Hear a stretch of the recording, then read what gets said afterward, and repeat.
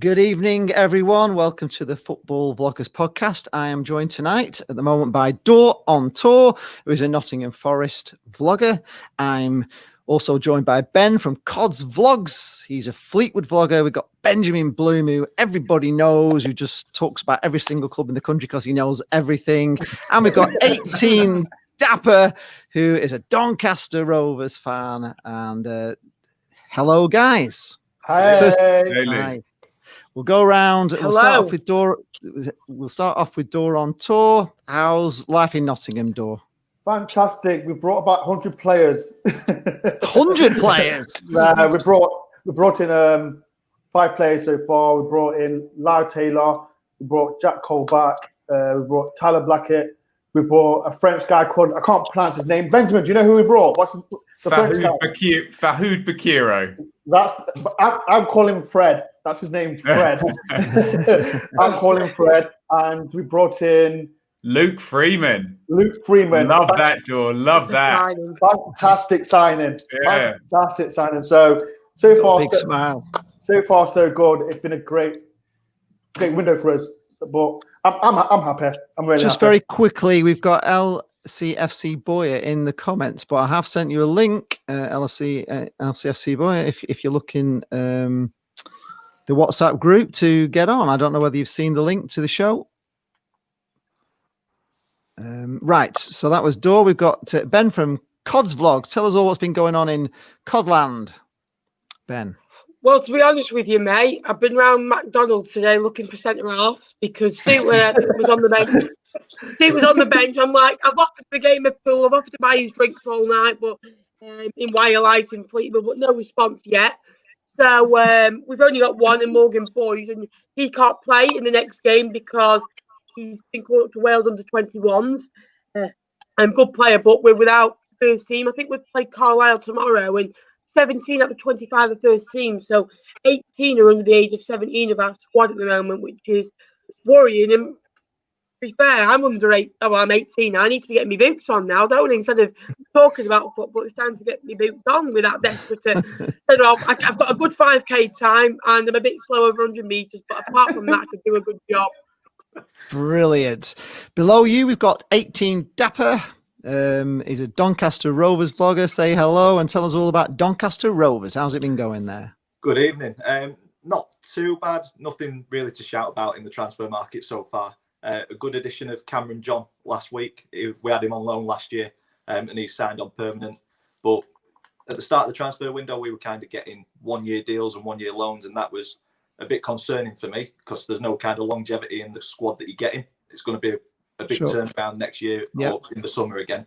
But we've had a couple of signings over the last week where they've been 2-year deals. So a little bit more positive. Encouraging signs. Encouraging signs, definitely. And encouraging on Saturday, we only got beat 3-2 at Blackburn Rovers. So I think with such a long gap between our last game and this one, very happy. Well, I say very happy. It's disappointing to go out of the cup. It's always disappointing to go out of the cup. But against champions, not this season when there's all of those games in August though. Blessing in disguise, it's so compact as a season. So I think blessing in disguise maybe. And next to you, we've got Benjamin Bloom, as say knows everything there is to know about everything in football. How's life with you, Benjamin? Can I talk about Ipswich then, Lee?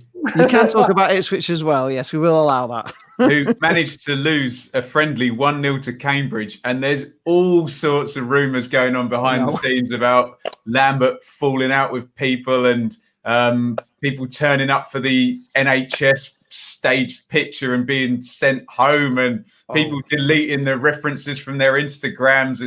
It's all very Heat magazine, but it's just absolute carnage at Ipswich at the moment. You get the feeling if Lambert doesn't have anything, well, let me say it this way: if he has anything less than win, draw, lose, that combination of 3 over the first 3 games, oh dear, it's going to get bad.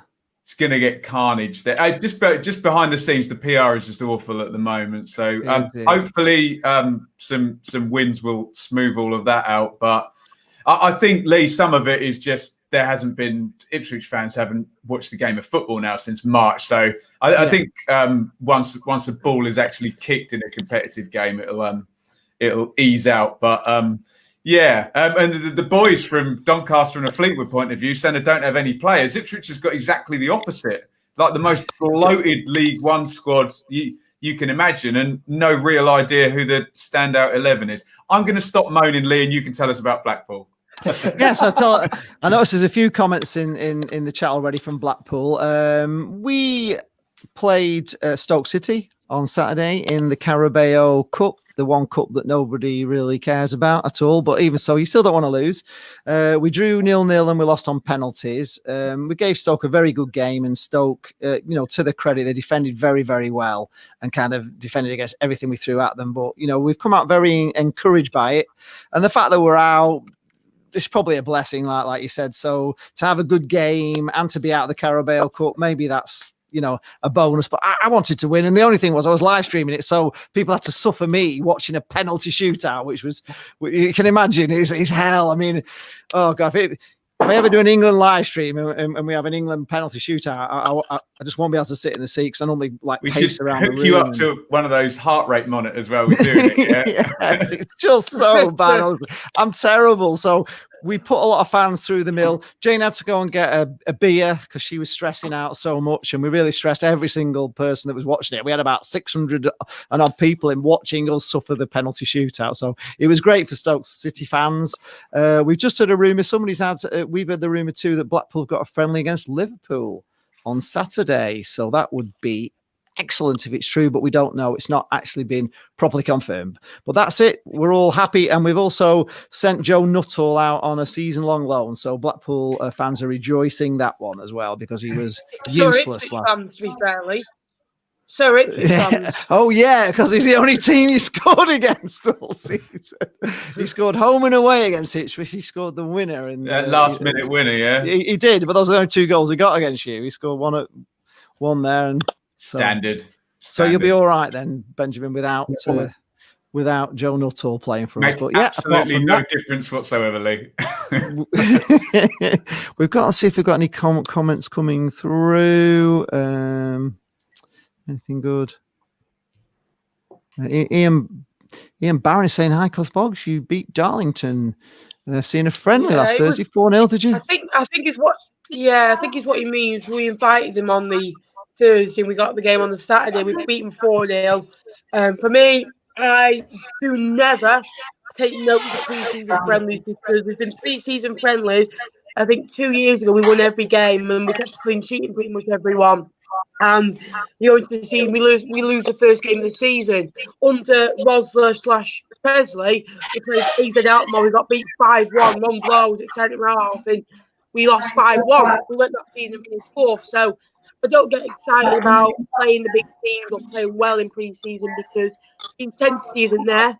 It's just a fitness workout. And to be honest with you, I'd rather lose and show weaknesses in pre-season, get them sorted for the season, than it looks cracked over paper and there'll be no crack there to sort out. But good win against a semi-decent Darlington side, and Paddy Madden scoring actually was in the world of good. Corey Hansford saying the Swans have made 5 signings. Corey Smith on a free, Freddie Woodman back on loan, Morgan Gibbs White on loan, and that Gooey, is it, back on loan, and Jamal Lowe for 800k. That's pretty good business for Swansea. Well, like they're going to be a force. Just one thing. Can I just come in on that, Lee? That is really good business. However, you have to look at what's gone out, and they have to replace Van der Horn, who was excellent, Gallagher, and Brewster, who was better than excellent. Yeah. So they're on their way to doing it, but there's still a number 9 shaped hole in the front of that team. But yeah, those 5 look very good. Don't know what you think, Ben. Dor. I think I remember when they brought Conor Gallagher from Chelsea. I still think they need a number 9, but I think they need to play like Gallagher in that midfield because I think the idea is Morgan Gibbs White is gonna do that. Yeah. But we'll see. Yeah, but I think like I said, Benjamin, they need a striker to replace Brewster because they can't rely on what's his name? No, the striker, Swansea striker, French guy. What's his name? Come on, Benjamin, you're the championship expert. What? Ayew? Ayew, that's it. Ayew's not a striker. He plays off the front. Oh, he's a striker. Yeah, they can't rely on him, but if someone to get a striker, I think they'll be up there, just like Forest. It was Dawes' Chris Kamara moment. That we reckon it looks like Chris. Yeah, Kamara that at I the best took the of fall times, for. Yeah. To be honest with you, One Rovers honest vlogs. with He's you. saying we've got Ipswich in the cup. The Bristol Rovers. That will be. I take it. Have you got? Yes. Yeah, that's On Saturday, yeah. Joyous times. The Marcus Stewart Derby, we'll call that one. We just got to just put this. Napper's mum's here, so Ben, you're going to be on your best behaviour. No swearing Hi this guys, week. thanks for watching. See you later. Enjoy the stream. Bye bye. because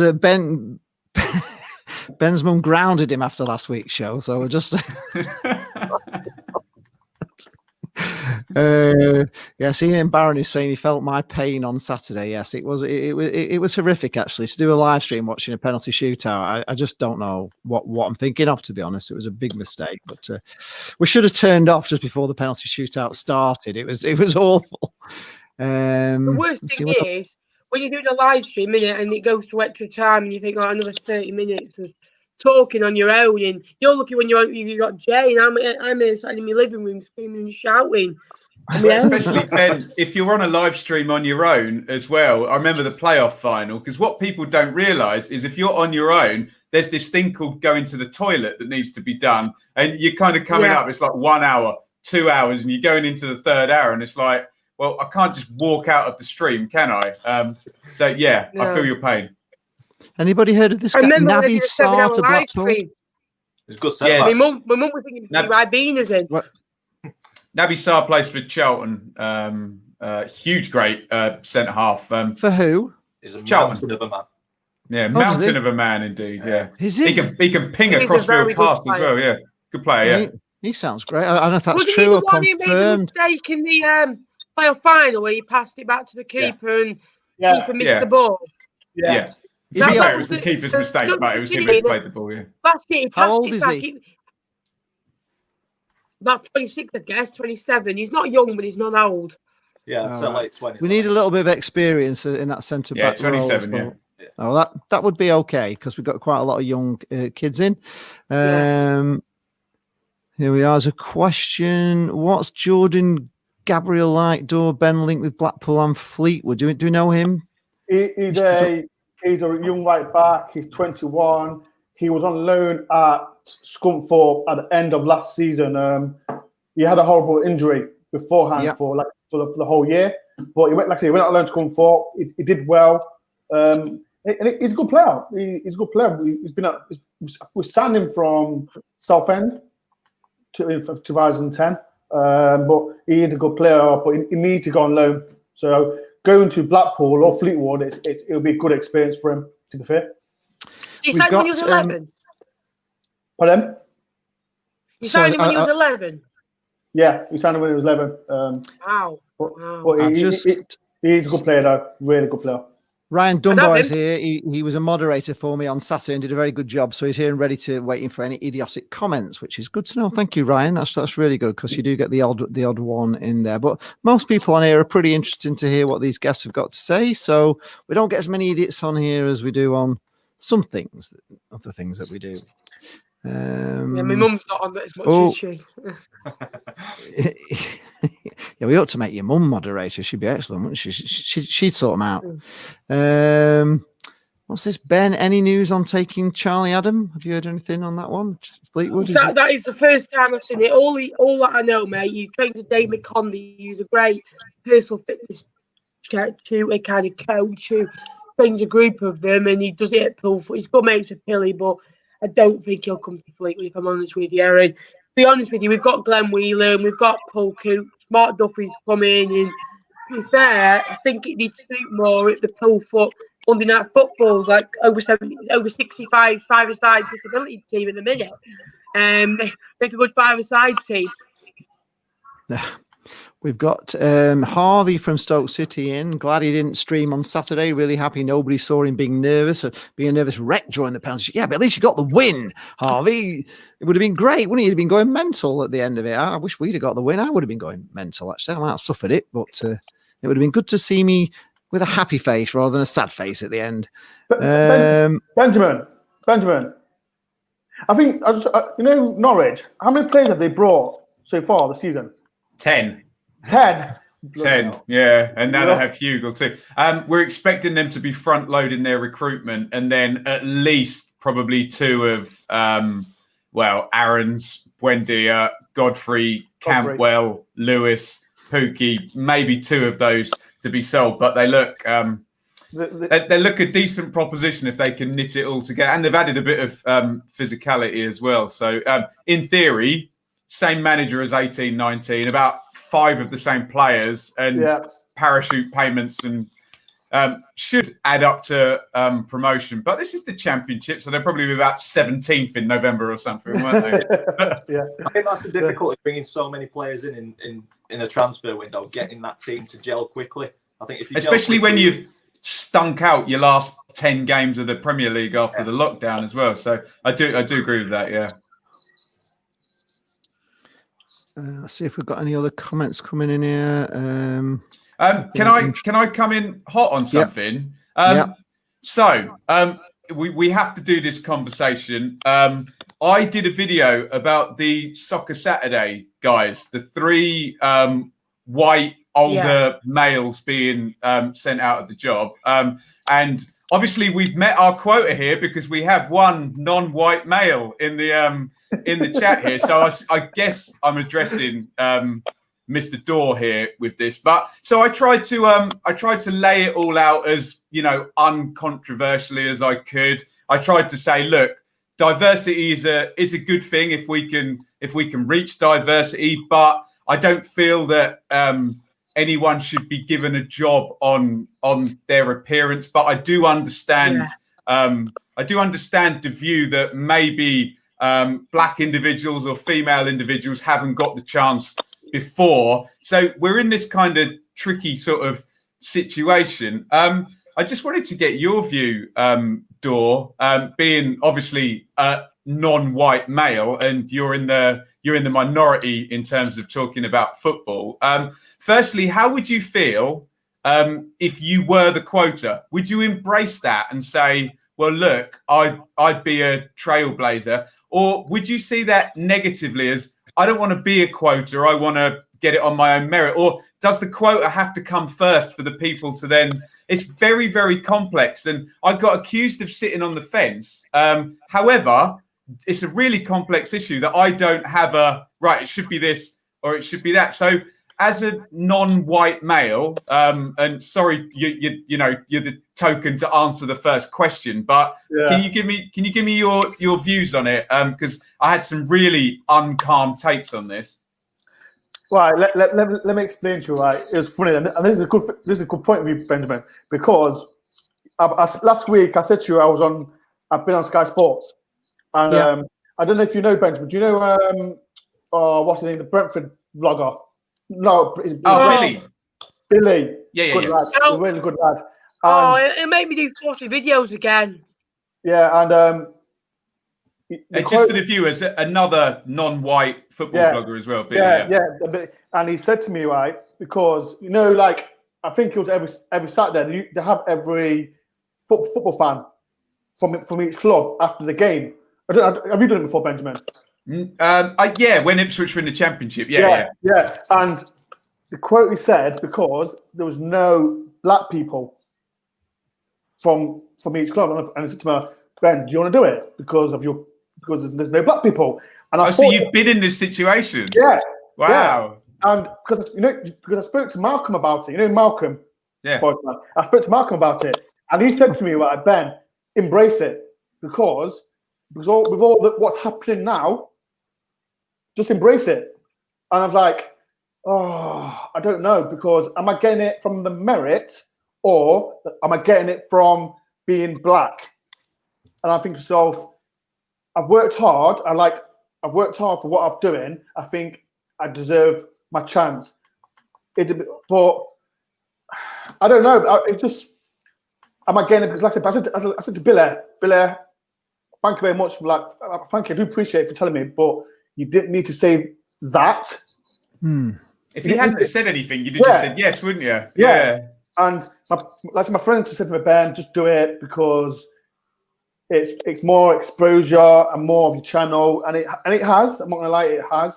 But I just thought to myself, Sure. Can I come back? So, as a black man and a black football vlogger, do you actually get annoyed when you see the Soccer Saturday and it's all sort of white males aged 50 to, I don't know, age 45 to 60 in a suit?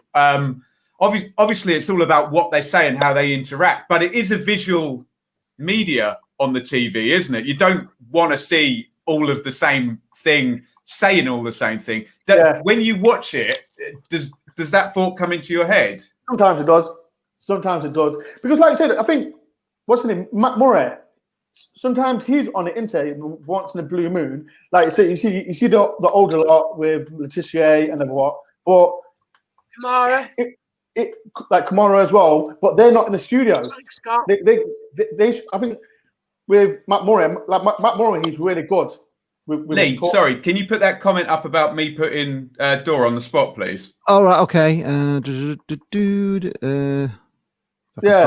Where's it gone? But like it's just Oh, there you are. Yeah. Yeah. Can I just push back on that? Obviously, I wouldn't ever. I think it's a conversation that you have to have, and I know Dor well, and I know he would not feel that he was being put on the spot. And I feel if we don't have the conversation, we don't ever get anywhere. And then in another in another 20 years' time, we're having another conversation about do we need this diversity? So I take Gurney's point and accept it, and just wanted to answer that, because I would in no way. Do you guys sometimes feel that it's, they go on all about, there should be so many women on, there should be, so many ethnic minorities on, or whatever it is. But at the end of the day, I always think it's like, if you're good for the job, you're good for the job. Yeah. And I'd rather have somebody who's good for the job than somebody who's just there because they're a woman, or, or there because they're a black man or whatever. The best, you want the best present, the best possible people on there, don't you? I agree with that, Lee. It's just, I don't see it matters about. But it's just whether in the past the opportunities haven't been given, and you might just need to. I don't know how to say it. I don't, help to break down. Help out a little bit. I was just interested in what Dor's view was, and it was interesting that he'd had the exact same experience of being offered the thing for being a black man. Do you know what I mean? So I just find it fascinating. I just think it's really important that we openly discuss it, because frankly. If we're talking about arbitrary physical characteristics, there's no pundits who wear their hair long, apart from Robbie Savage. Do you know what I mean? So in terms of diversity, I could get on for having long hair. And again, if I get the chance, I get the chance. So do you want to read Brian's comment, Lee? Ben, I agree with that. And I think the thing is, you look at Sky Sports, I think Alex Scott, again, one of the best pundits on there, very honest, open. Micah Richards as well has been brilliant, a breath of fresh air. His laugh can make you just feel happy, but again, a great pundit, not too afraid to argue back like he did with Roy Keane and Gary Neville. Laura Woods, again, as a woman, as a fantastic broadcaster. So I think if you look at it as a whole now, we're better than we were 5 years ago, in the fact that we are seeing more black pundits, we are seeing more women pundits in. For me, I don't judge them on that. I judge them on their knowledge. And for me, Alex Scott, Laura Woods, Micah Richards, all those kinds of pundits and broadcasters are probably the best on there. And it's not because who they are or what they look like. They're there to do a job. And at the end of the day, I treat everyone the same, never mind colour, size, or it's all about the ability, really. What I was going to say, can I just really quickly come back on that? My two favourite pundits are Neville and Carragher, who are both middle-aged white men again. But that's nothing to do with. That's to do with when I grew up watching football. I'm a fan of the 90s and noughties, and I think they talk a lot of sense. So I just think we need to be open and honest. And I'm not a bad person if Gary Neville's my favourite pundit, and you're not a good person if Micah Richards is your favourite pundit. You might just be, I don't know, 15 years younger than me, and you relate more to Micah Richards as a player than you do to Gary Neville as a player. But I just sorry to take it down this rabbit hole, Lee, but we need to talk about it. I actually like the opinions of, former footballers than I do of of women who just, just personally, it's not a thing against women. It's just sometimes, I do prefer to hear Gary Neville rather than some just a presenter, because you get that, that footballer angle on it, which you can only get if you've played football. And I used to go to football with my dad, bless him, and he was a great footballer, and he had trials for Blackpool and everything back in the day when it didn't, money wasn't there. But when I went with my dad to watch football, he would always see things that I just didn't see. I'd be like, oh God, why did he? My dad said, well, he was on his left foot, should have been on his right. He's trying to, and he'd see all these things that I never saw, never been as good a football as my dad. And professional footballers know more about the game than just your average pundit. I just like that angle on it. You know what I mean? And Ben, he's not our token. He's not at all. He's a good friend of ours, and we love. I Ben. think he's joking about my hair, saying that I'm the token. Oh, yeah. You're the token, right? Oh, well, for the hair. I'm so anyway. Door's fantastic, and he's a good friend. It's so confusing though. When they say Ben, I don't know which one they mean. So yeah, there's so many Bens. There's we'll have to say BB, Ben, and CV. Just call Doorbore. Just call me Specs. Oh, Doorbore, yeah. Carry on. Bore Specs and Benjamin. So I thought I'd bring it up because I'd made a video and it was just comment after comment, and some of the comments I was sort of quite disappointed with from a bit of a right wing slant, and some I was disappointed with. It was too kind of left wing. Do you know what I mean? So and you listen, when you can't win though, Benjamin. It's okay to have an opinion. This is about football. Everyone has an opinion. You're going to be right. You're going to be wrong. So I wouldn't. Like I said, like what Benjamin said to me, it was right what he said to me. So it's not an issue. Like I said, with being a black guy, I thought I was struggling in the game. I thought I would struggle to be as a YouTuber, as everything. Like I said, with me being on Sky Sports, I've not took that comment towards it. But like I said, I've done things for Forest. I've worked for Forest before. So does that mean being they've chosen me because of black? No, I don't think it is, because I've worked hard for what I've done. I'm not gonna. I think the thing is, regardless of if it is kind of a way of breaking down the barriers and potentially having that tick in the box, you accepting that opportunity, it shows your ability when you're there. So I think, and you accept the opportunity on the basis you're going to do a good job. And if you don't do a good job, next time that you shouldn't be there. Yeah. And this is because of talent. And about the YouTubing, I think we'd all admit the most famous football YouTuber is a black man from Arsenal Fan TV, isn't it? Yes, he is. Yeah. If he's about True Geordie, I don't know. He's up there, isn't he? Who Troops? No, Robbie, the main guy. Oh, Robbie. Yeah. Oh no, it's Troops. Troops. He's the one. He's the one. Can't listen to him. Oh, what? You I can't listen to him. Blood. Like, calm down. I thought my intro was loud. I've calmed it down now. Like, you have. I'm getting into my head too, but calm it down. And when you get your new mic, it's going to be even better. People won't believe how good you sound. 100%. The new mic should hopefully be here for next week or even the week after. So hopefully, it'll be a lot better. You'll be a lot clearer, and you won't have to shout at all. To be honest, you'll get used to kind of speaking a lot lower because it'll get your voice better. Very good. I thought that, by the way, what Ryan just said. I thought that. I'm not going to say the name, but I thought that's what I thought he was going to say. Well, I seen a comment. I said, 18 which one? Dapper, 18 Dapper. It looks like Ozil. Yeah, it's original. That it's more lazy comparisons. Don't worry, Dapper. I put up with this nonsense every week with this Jesus bollocks and Dave Grohl nonsense. Lazy comparisons. Far more offensive than any race-related stuff, isn't it? These lazy comparisons to our appearances. 10 years ago, and one of the guys who I met at uni straight away was like, Ozil. So it's been an ongoing thing for a number of years. I'm used to it. All right, okay, that's well. There's worse things you could be compared to. I get compared to crazy blood frog.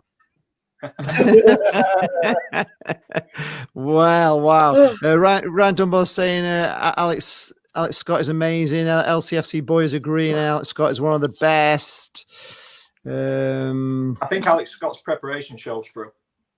When she's on screen, you can tell that she's done her research and she's clued up. Yeah, and that's what I would do if I, to what Dor was saying is, okay, take the push through, go in there and kick ass. Do you know what I mean? Yeah. That's the thing, and break down some doors and do a great job while you're on there. Don't show up. I mean, and let's be honest, there's plenty of older pundits who do this a lot. Show up and don't have a clue what they're talking about. Going on what Cod said about the Fleetwood predictions. I think sometimes people literally their research is they take one look at a league table and then they think they're qualified to speak on.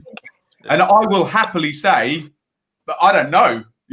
Ask Mr. Dorif is about Forest. Do you know what I mean? I'll happily say, I don't know, but some people blag it, don't they? Yeah. But I think like so with the race thing, I think it's just I don't like talking about then kind of stuff about I've never mentioned the beer, the Black Life Matters. I'm not into all that politics and yeah, I'm not. Like racists will never go, and that's my opinion. It will never go. It will carry on. People will still swear in the stands, and like I get called it all the time. I get like those like I don't like if no one knew about this coming out. I was on a live stream this time last year, and a 14-year-old said a racist comment, and I thought to myself, I laughed it off. Yeah, and then. You know what? I thought to myself, I put it out on Twitter and Instagram, and it took him 2 hours to get caught. And guess how old he was? 14 years old. 14 years old. It's terrible, isn't it? It's not necessary. And he was a Forest fan. And you know what I said? You know what? Just leave it now. Just because he's 14, I thought just leave it. But they can't now, can they? Because if they didn't do nothing about it, then Forest will got themselves in trouble with it. So it is difficult. So yeah, I think it's kind of the world that we live in as well. It's so easy to say something behind a screen and have a keyboard. Yeah, of course it is. Yeah, that individual said the same thing to your face. Don't think so.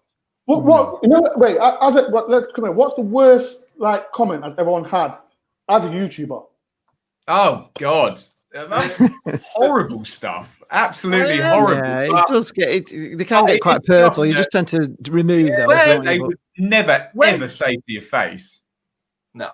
When some photo came out of me in January, I got a message that read, "I cannot wait to see you on the 7th of March.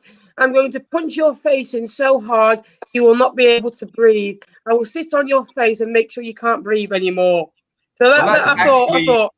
That's actually completely illegal, and you could probably shop that comment because that's a violence, isn't it? I decided to leave it, but I saw the guy and he saw me, and I just went, "All right, mate." He literally walked back into the pub scared, and I was like, "Come and speak to me. If you have a problem with the picture, which was 10 years ago, it's like, how does it offend you in any way? You've never met me before." And he's like, "Oh, just gonna get lost." You know what I mean? Yeah, you do get personal stuff sometimes, but I just tend to just remove them. You know what I mean? I don't listen to. You expect when you're on on this sort of thing that you are going to get people that do give you a bit. I mean, I used to post on, or I still do on the Blackpool message boards, and I always get one idiot that posts all the time about it's rubbish. And he started off at the very start of my first few videos, calling me Timmy Mallet. He said absolute rubbish quality and all that. And I've just got bigger and bigger and bigger, and it just doesn't matter anymore, But one time I used to take it a little bit personally, but I just used to laugh him off all the time. But he still tries stupid stuff, but I just don't listen to it anymore. I've had that much comments like that. They just water up a duck's back now, and I'm sure it's the same for you guys. You don't, thousands are watching you, and people are always posting saying how much they like your stuff. So there's no point in listening to the negatives all the time. It's Dapper, what's the worst comment you've had as a blogger? So I think I've still got quite a small channel in comparison to you guys. So I've not. You're not a small channel. You're not a small channel if you're out there. I've not been subjected to as much as what you guys have. I think the worst one for me was similar to Lee, just kind of one individual pecking away, saying that it was embarrassing seeing somebody at my age with a camera in front of my face. And I remember something I can't remember who said it to me, but they said, never take criticism from somebody who wouldn't go to for advice. Yes, yeah. And that stuck with me. So now any sort of negative comments, same as Lee, water off a duck's back. The balance is a lot of people are liking the stuff that I'm doing than not. And as long as that balance remains that way, I'll continue doing it. And there'll be lots of young YouTubers watching this, and they do take, some people are quite, to the young kids who are, trying out and they're talking in the bedrooms and doing all that sort of stuff. But everybody has to start somewhere, and kids want to be famous and they want to be on YouTube and they want to do well, and they're only going to get better as time goes by and they do more and more videos. And I say to any all these kids that are always asking me all the time, I said, just do it, but just don't take the things to heart, because when you've not got many subscribers and some guy posts on the what you're doing as a kid, and all that sort of stuff, it can put them off, and it's a shame because it's a passion.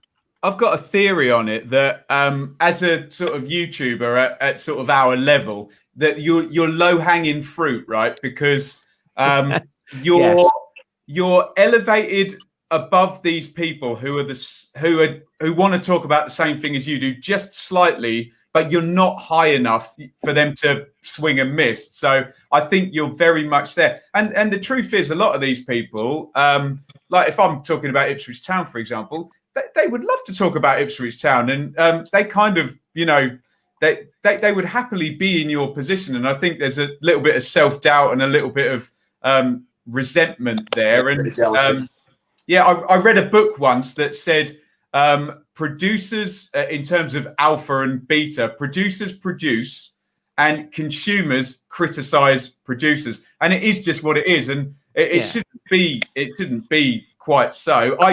I don't ever have the motivation to go on to someone else's work and have a pop up. I just can't ever see myself doing it. If I don't like it, I just go and watch. I just stop watching it. Go and watch something. It reminds me of the Ricky Gervais. Have you seen that? Where he's going on about the guitar lessons? It's like walking into, what did you say? It's like walking into a town square. Somebody walks to a town square and sees an advert in a news agent says, guitar lessons here. And they go, I don't want fucking guitar lessons. He starts, rings him up. Is that the guy who does guitar lessons? Yes, it is. I don't want fucking guitar lessons. It's like, that's what they like, aren't they? Just like insane people that just. Say though, Lee, one thing I think we're all guilty of, and we all need to improve on, right? Is I'll get a video, and it brings up the stats: 98.6% likes. And I'll look at the 1.4% dislike. It's very hard sometimes. I get Sorry? To be honest, sorry, mate. To be honest, go ahead, go on. Pal, I don't really look at likes and dislikes, because I look more into it. And the more they dislike, the more engagement it's getting, and the more sub boxes it's getting. To me, it's more like the comments, and then like the abuse I get on social media, which affects me sometimes. I do take it to heart, but like you said before, Lee, I would take feedback. Say if someone's editing is poor, and he said my editing was poor, I feel offended. But if someone like you, Ben, said it, or Dor said, or like Dan said, or Lee said, like you said with the lighting and the mic, I took it on a pinch of salt, because look, like your setup's brilliant and it's really good to watch. It's like a proper setup, and it's like I can take feedback from those sorts of people. It's feedback of those that don't know YouTube. Well, constructive criticism, fine. Constructive criticism is always fine. You should be doing this. And it just annoys me, and it's like you really don't get YouTube. You know what I mean? Yeah. It's like, I want you to be like you were 6 years ago, swearing and shouting in front of the camera. That's not me. You know what I mean? I want to be myself, and I want to talk about football. If you don't like that, don't watch the video. That's fine by me. Yeah, absolutely. You must, you must if anybody's watching this and they want to vlog, you are going to get some abuse. But I always think of it as when I get thumbs down, I either think it's the Oystons family or I think it's some like Knob Ender fan that's doing it. So because I'm football, I don't actually mind that there's going to be rivals, you know what I mean? So I just always think of them as the opposing fans. Lee, listen to it. When Forest play Derby and Forest pass a Derby, I get the most dislikes.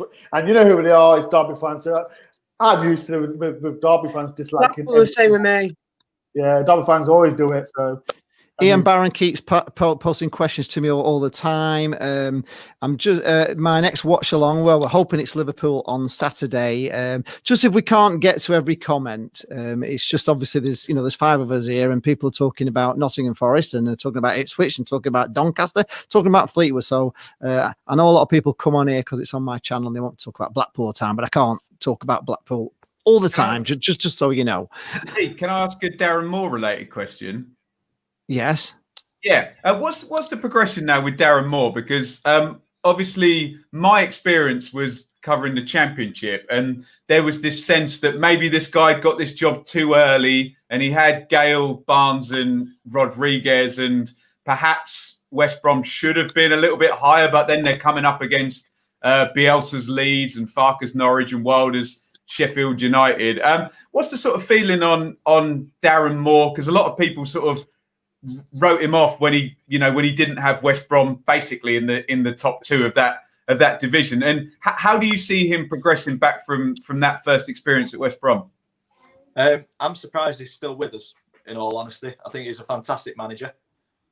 Tactically, I think he's got it, but he's very kind of reserved in the transfer market. He has a target and he goes for that target, and he's not willing to settle for second best. That can be a frustration sometimes, because you see other teams pulling players in and then we're just kind of seemingly on the surface doing nothing. But then, like this week, he's pulled two good signings off. I think 100%. Defensively, he's made us a lot more solid. Under Grant McCann, it was exciting football, very good to watch.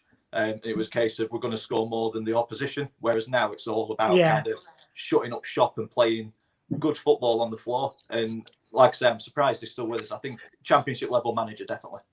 Yeah, great. I agree with that. I agree on with that. Doncaster, while we're talking about Doncaster, they came second in Jane's away day reviews because we had such a wonderful time at Doncaster. It was just amazing. I don't know if you've seen our video. Doncaster's our burger team. No, I don't like playing against Doncaster. Honestly, they're such lovely people though, so friendly You've met the wrong people in Doncaster.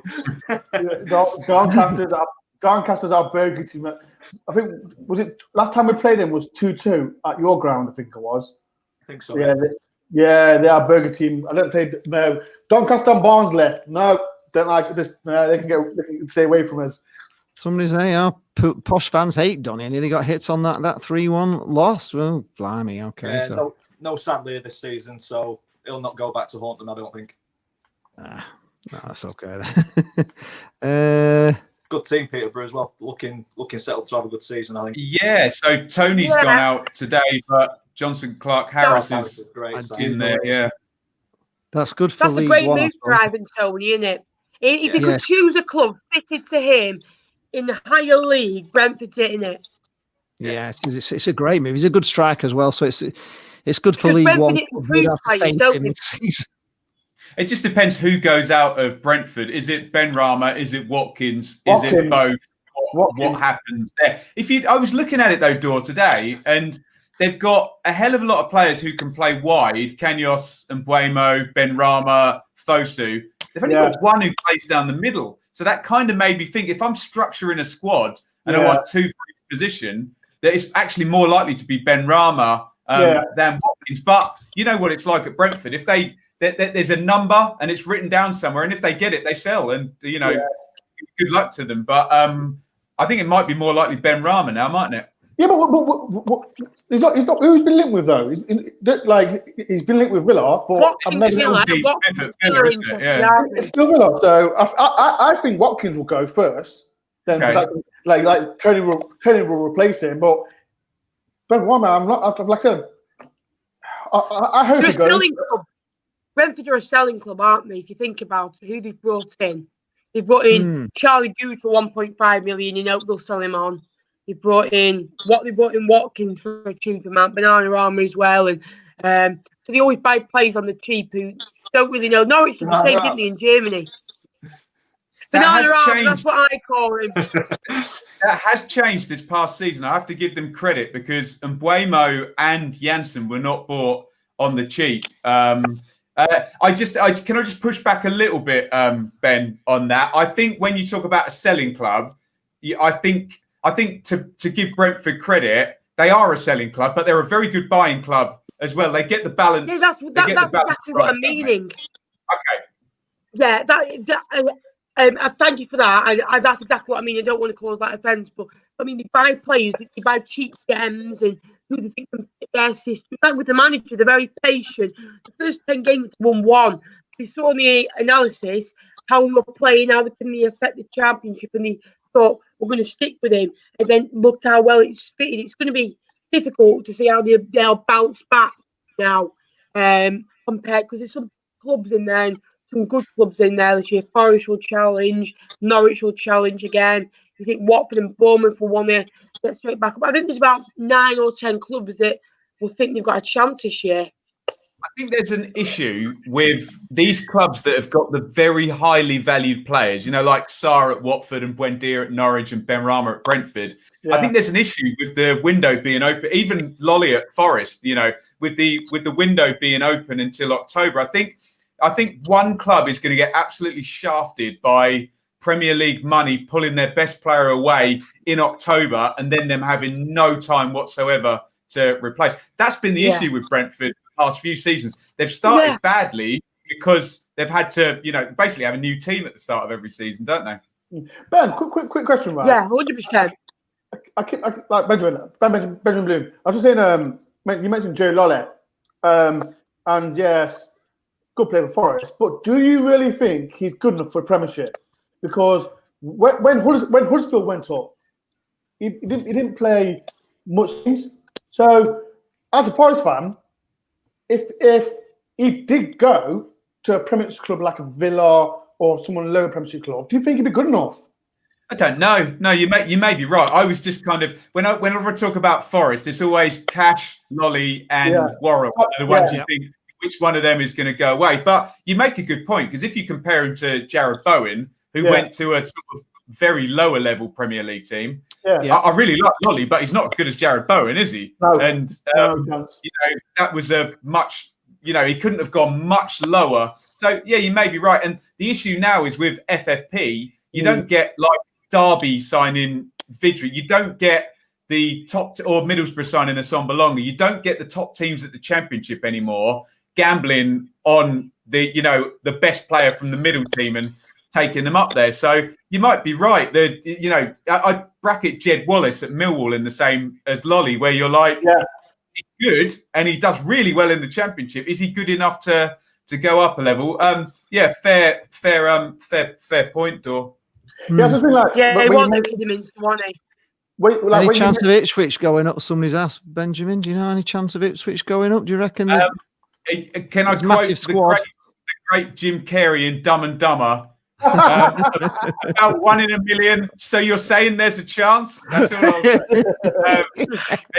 It doesn't look great, does it? But I've spoken about this before. Sometimes clubs just bully their way out of leagues, and I'm not being disrespectful to Fleetwood or Doncaster, by size of club, turnover, size of squad. They're not the best team in the league, but they just kind of bully their way out of there just by being a little bit bigger than the bottom 8 teams and picking up loads of points against them. That's my hope. I think there's a problem with Ipswich. I think there's a massive mentality problem.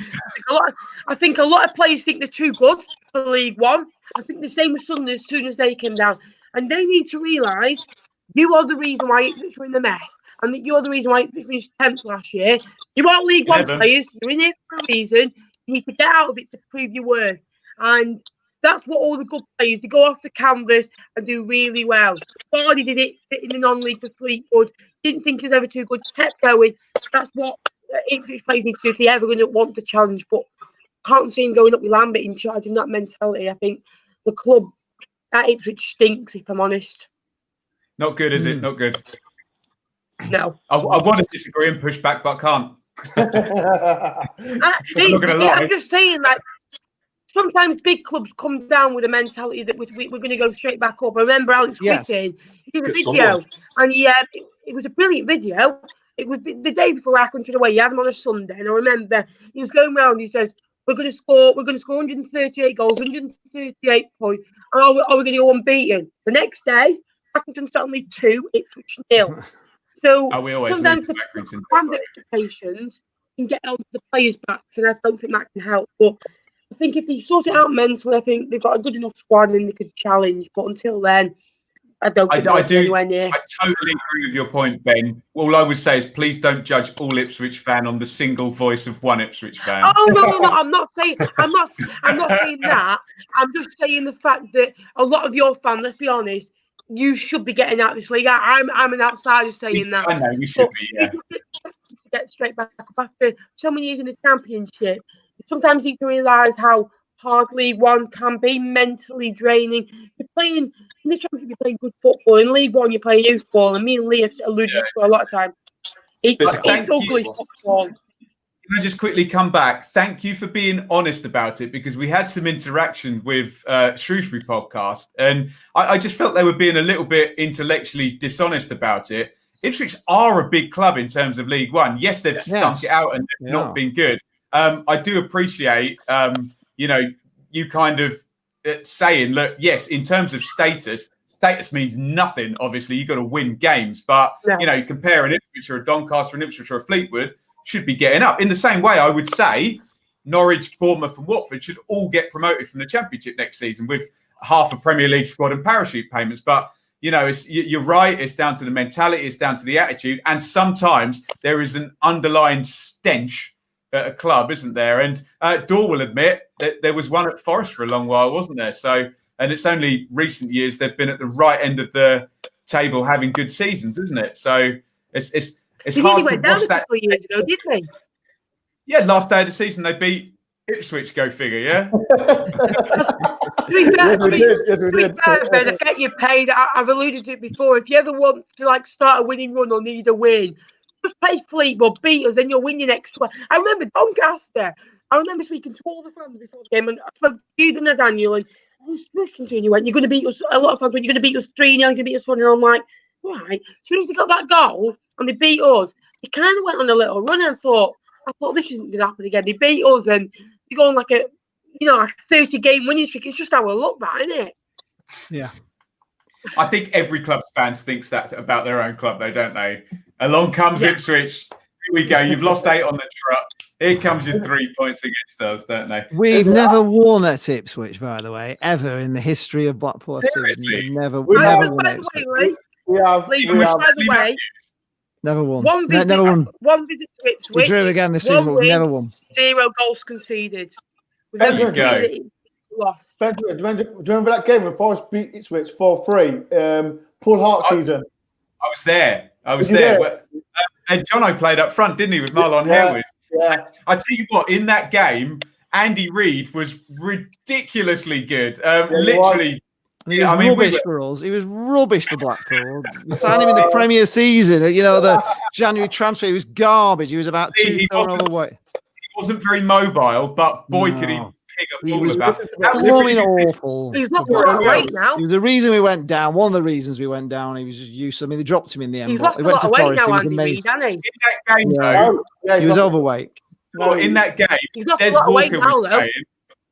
Des Walker was playing, and he must have been 37, and he just took the piss. Oh my God, so good! It's not true. Couldn't move, but just so. I remember seeing Andy Linnigan do the same thing for Palace. He was like 38 or something. One of these players who's played 500 top-level games comes down for a season in the Championship and just doesn't even have to run. They're so good. Yeah. Des Walker, what a player! God, yeah. That season, with a young Michael Dawson next to him as well. Yeah, young Michael Dawson as well. You know what? That season we should have gone up. That was like we had Paul Hart as manager, like David Johnson, Marlon Harewood, Darren Huckabee as well.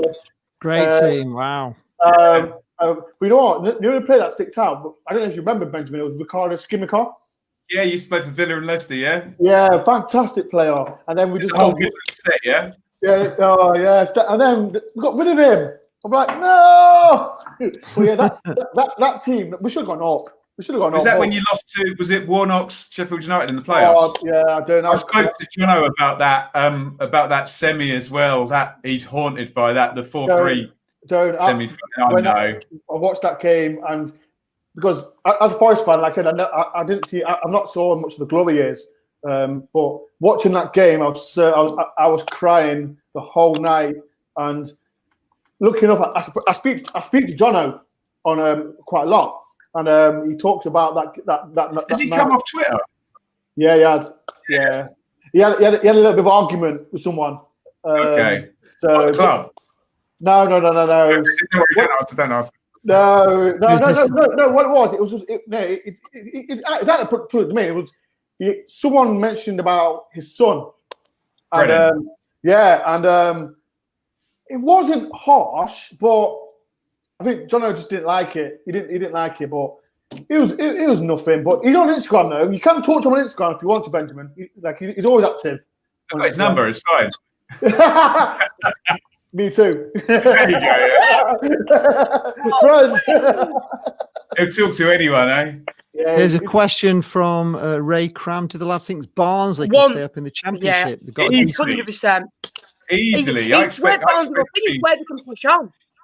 Yeah, I agree totally. Yeah, and a couple of new Austrians in that we haven't heard of. So I think they're going to be a lot of fun. Barnsley next season. They're one of my people always ask me dark horses, and you're like, dark horses for what? Like top 6 or top 2? But I think Barnsley will push on. Well done, Ryan. Just sub to Benjamin Bloom. Everybody do that. Go ahead. Absolutely. I'll put all the names up as well there. Also, We've got Cod's Vlogs, who's a Fleetwood vlogger. Sub to him. Door on Tour, Nottingham Forest, another great vlogger. We've got 18 Dapper here, who's Doncaster Rovers. Make sure you sub. I've reached 2.8 as well. Woohoo! 2.8. Okay. I think we've hit 2.3. I'm 4 away from, I think, 350. So I'm over the capacity of Fleetwood's ground last week. So I wasn't reach that. And then phenomenal. Phenomenal. If you team stadium. Lee, can I ask Dapper? Yes, go on, Benjamin.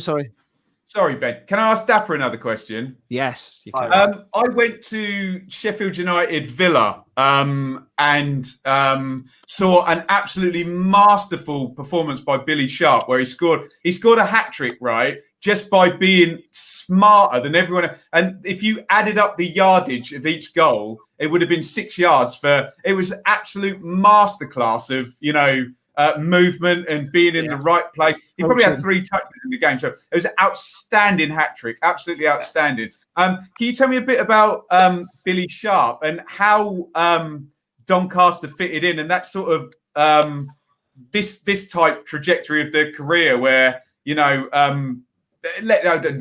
disparaging comments to, Scunthorpe and Doncaster in the middle, and to get to the Premier League at the end of their career. Can you just give me some Billy Sharp stuff? It was fantastic. Just such an absolute player to watch. Like you say, his movement destroyed defenders because it doesn't do a lot of work. He self-proclaimed fat lad from Sheffield, and he's just fantastic. He's a proper poacher. And he played for as well. Say about it, he's an absolute poacher. And he gets the goals from just being in the right place at the right time. And for me, the most memorable thing with Billy Sharp is score against us. He scored a goal against Middlesbrough. The youth played it through, and it was just after January. It was late January, and he'd not been in the squad for the game before. And we were all the fans were like, "Oh, he's gone. He's gone somewhere. We don't know where, but he's gone." And they came out in the news that his son had died. Of course. Son had passed away, so he'd been given that time off, and then that goal just lived. The left foot volley looped over the keeper, brilliant goal, wasn't it? Yeah, that's for you, son. Fantastic, and that kind of just sums him up. He plays with passion, but yeah, just a poacher. I love players who improve as they go through. I know he's not on Billy Sharp's level, but Kiefer Moore, just like moving up, improving every season. Could he get, and you think, could he be like 32, 33 and actually get to the top level when he's 32, 33 now? But no, big fan there, Billy I think Sharp. as long as the stats carry on in his favour, there's no reason why not. I mean, Billy Sharp's still scoring for fun. While if you're a striker scoring, you're doing the right thing, aren't you? Yeah. Billy Sharp. I agree with what you said there. Just get to a few of these comments. DGL saying, hello, everyone. Hope you're all well. How do you think Tranmere will do this season? I think they'll do very well. They played very well against Blackpool last game of the season. You were very unlucky to go down. In fact, very cruelly going down, really, because I think you had a game in hand, didn't you? And you were looking like you were going to stay up. You're on fire. And somebody had to go down. But I think Tranmere look like they're making some good signings. A few Blackpool players have gone there. And I think it's good for Tranmere. I don't know if any of you know Tranmere, but I think they'll do well. I've answered that one. The manager choice is interesting. It is a They've little bit, invested isn't it? well. They brought that Otis Khan from Mansfield. They brought in. He's a good addition. I know a lot of League One clubs were interested. I think did they bring James Vaughan back as well? It'll be interesting to see how they do. But I think they'll at least get the playoffs. Yeah. Somebody's asking, Kyle Allen's asking, where do you think Derby will finish this season? That could be one for Dor. Where do you think Derby will finish this season? I know you're a great fan of Derby, aren't you, Dor? You like them, don't you? Can I just say, Dor said on this very show last week that Derby would be deducted 12 points. They have since been cleared of all FFP charges. And if have you read the report, the 122 pages? God, do the EFL look stupid. Listen, I don't care. They're getting relegated. That's all that matters. That's all. Right. To be fair, right. There you are. You heard it first, Kyle. They're getting relegated. Right. Let me people right. Mel Morris, even if I do hate Derby County, he did it really good. He did a number on the EFL, didn't he? Yes, he did. So fair play to him, but I don't care. Like, I think they're improving. I think, and they got Matt Clark back on loan, haven't they? David Marshall in goal. I think they're finishing lower top half minimum next season. And remember, they invested all their money in Christian Bielik from Charlton, who had a bad injury. He's going to be coming back in November. I think they're looking pretty nice. Year 2 of the plan as well. Always talk about year 2 in the Championship. Dor, you know the Championship. I know the Championship, but I just don't think like they've lost Chris Martin. Then they need to replace him. Agreed. Who else they've lost? Well, yeah, he was gone a long time. Yeah, he was gone a long time ago. But they've got Marriott as well. Marriott. Who else they got up front? Benjamin. Who they got up front? They need a striker, don't they? And they've just put Mason Bennett out to Millwall as well. Totally right. They need to buy a striker, don't they? But I like them for top 10. I think, Dor. I think they've lost the left back as well, haven't they, to Millwall? Like they lost. They've got two. They've got Scott Malone. Yeah, they've got Max Lowe and Lee Buchanan ahead of him there. He'd fallen out of favour. So Millwall have essentially taken 2 players that Koku don't want. Lee, can I just answer that? Thoughts on Derby manager Philip Koku? I like it, and let's see him get a whole second year like not many managers do in the Championship, because by the end of this season we'll be sit here and there will be at least, what do you reckon, 12 new Championship managers in situ from now. It's half of them. Always happens. I got 15. I got at least 15. You reckon? I think there'll be 10. I think there'll be 10 or 11. And I bet you any money it'll be the Watford manager first. Really? Yeah, because who is he, Benjamin? Like who is it? Vladimir Ivic. Who is he? I don't know who he is.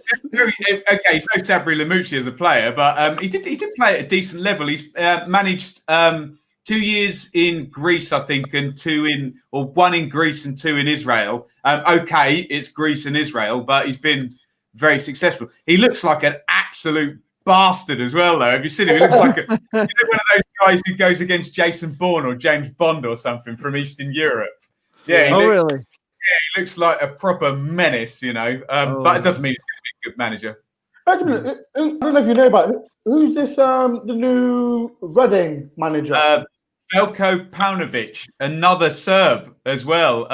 Now he has less of a pedigree than Vladimir Ivic from MLS in America and the Serbian under-18s and under-20s. But I did the second tier podcast the other day, and we were going through the actual Reading team. If you go Raphael, Moore, Miazga, can't remember the other centre half, Richards and Yidam, and then they've signed Ajarian now, and Swift is good.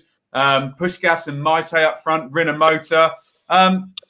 Look, I can make an argument for 15 teams finishing in the top 10. So, have you lot done your 1 to 24 predictions yet, or is that next week? Next week, is it? Next week. I'm filming Thursday, Friday, editing till Monday. I'm leaving it very late. Mine went up last week, and I've been hammered. Oh, did you have Ipswich? Ipswich top 4th.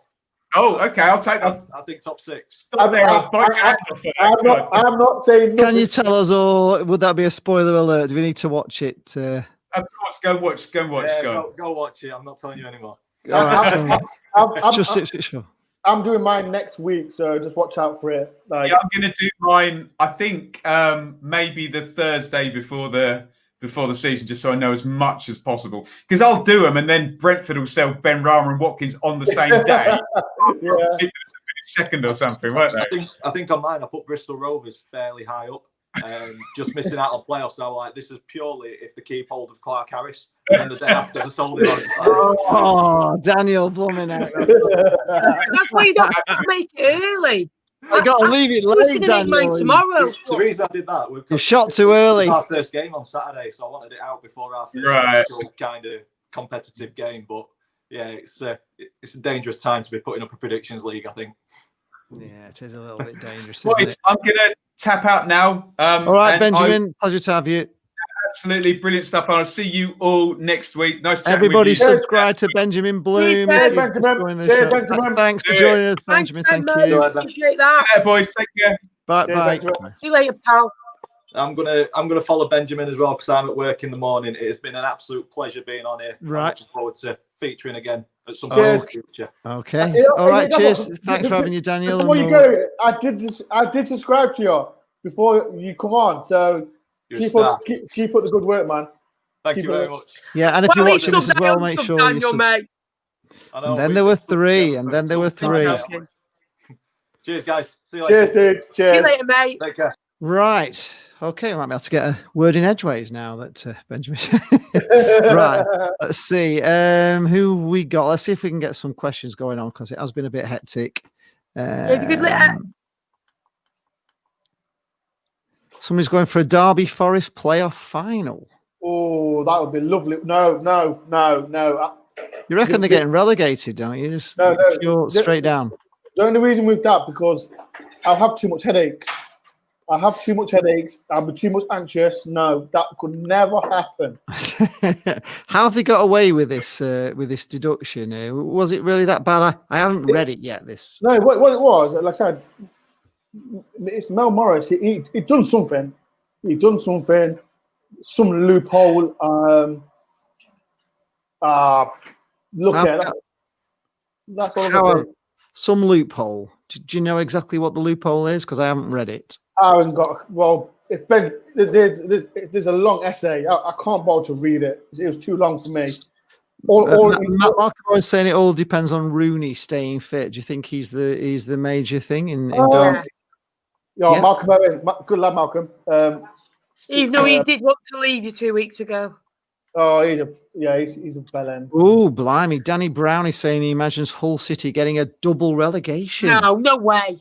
No. Do you think that's a possibility? I mean, they are in a bit of disarray. I was actually going on the Hull City forums and hating it.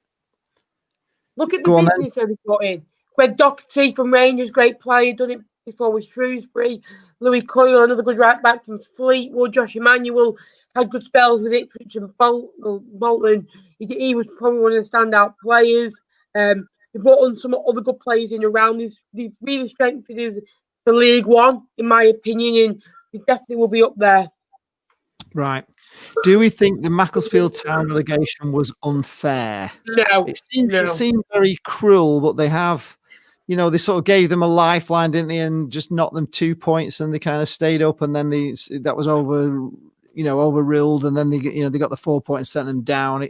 It just for people's mental health on that sort of thing, it would be really harsh, to 1 minute think you're out of it, but they haven't been paying players wages, and they got, I suppose, what they deserve. But it did seem unfair on the fact they gave them a 2 point deduction and then over changed it. I thought it was a bit cruel. There's a comment saying best player for Blackpool, Fleetwood, and Nottingham. Is that current? This season, are we talking about? Yeah, we are very excited about this young lad, this CJ Hamilton, who's got he's absolutely got electrifying pace. I've never seen a player as fast. He's really, really fast, and he's dangerous. So I'm really thinking he's going to shine this season. What about you, Ben? That's Cosvog's Ben, not Dor. Oh, sorry, what was the question, mate? We call Dor Boar. Boar. Oh, yeah. Boar on Yeah. tour.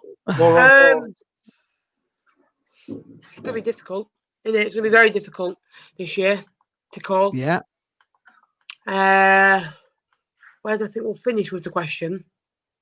9th. Ninth. Yeah, somebody's asking, Ray Cram is asking, well, I've already said who my favourite current Blackpool player is. I think it's going to be CJ Hamilton, but there's quite a few I actually like. My expectations are I think we're going to get promoted this season. I really do. I just feel it. So yeah, with me, we're so threadbare at the back, and if we get 2 centre halves, my opinion will change. And the business we've done has been good, and you've got to remember we've already got a good squad.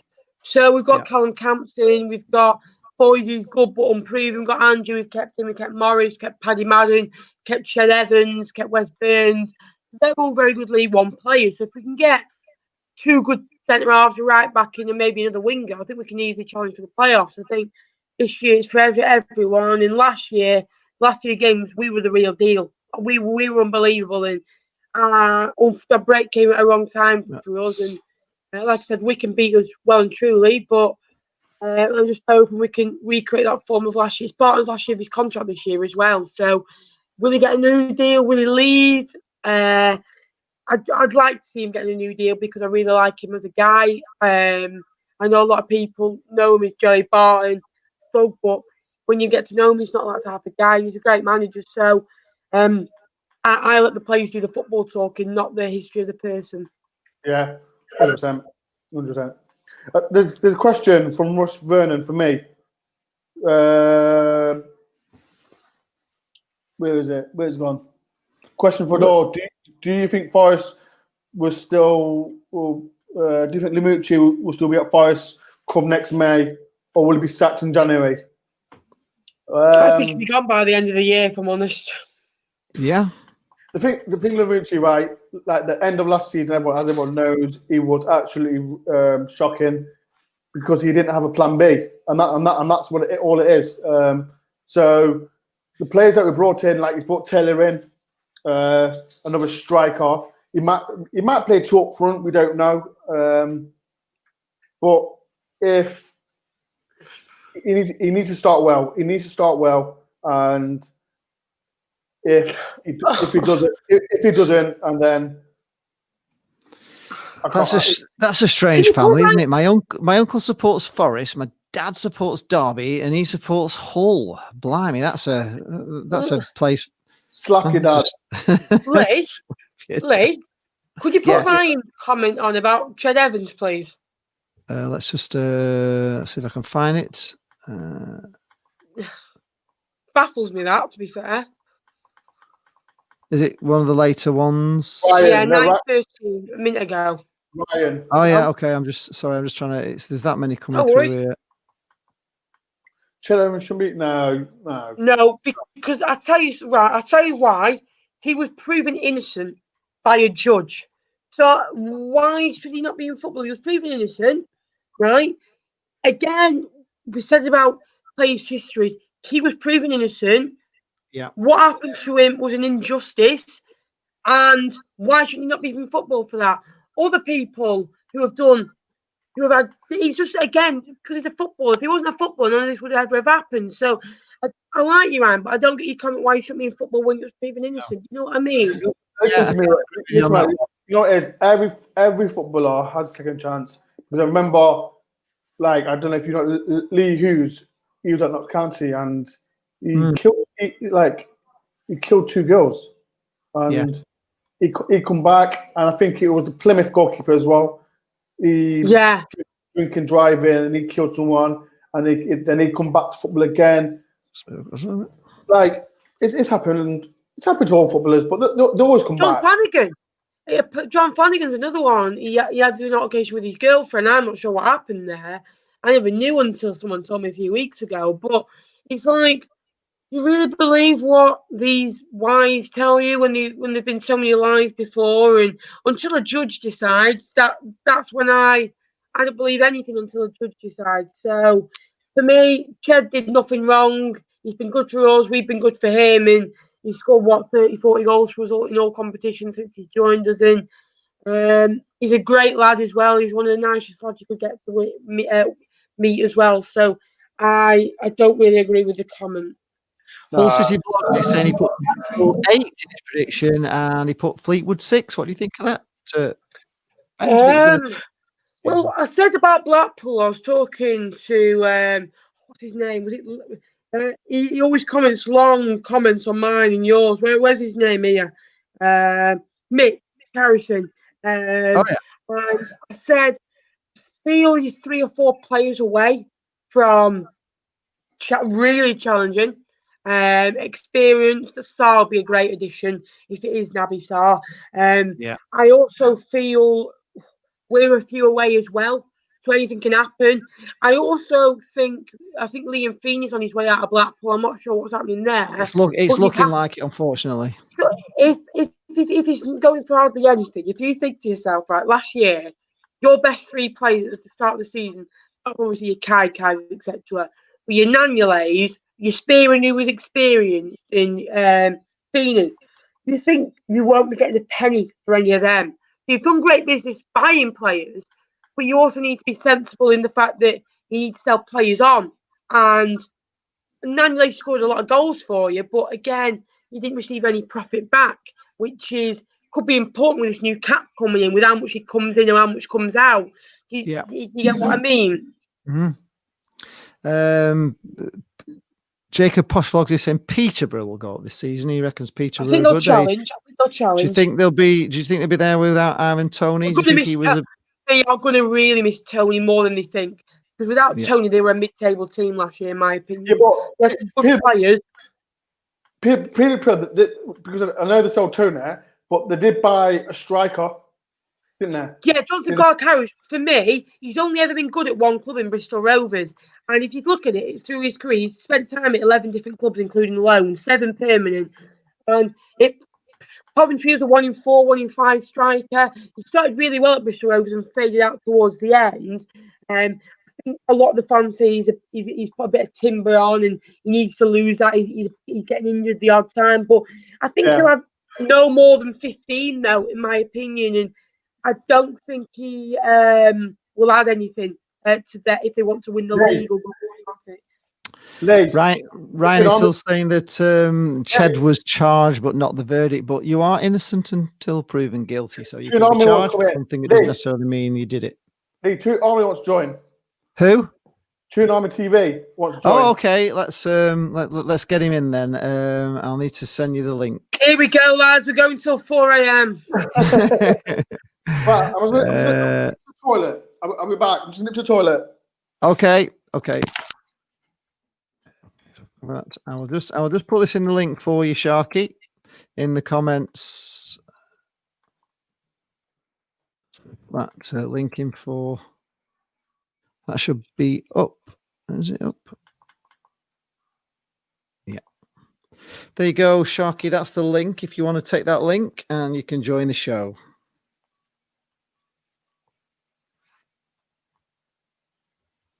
I'll just wait for him to come in. He's here now. Here he is. Hello.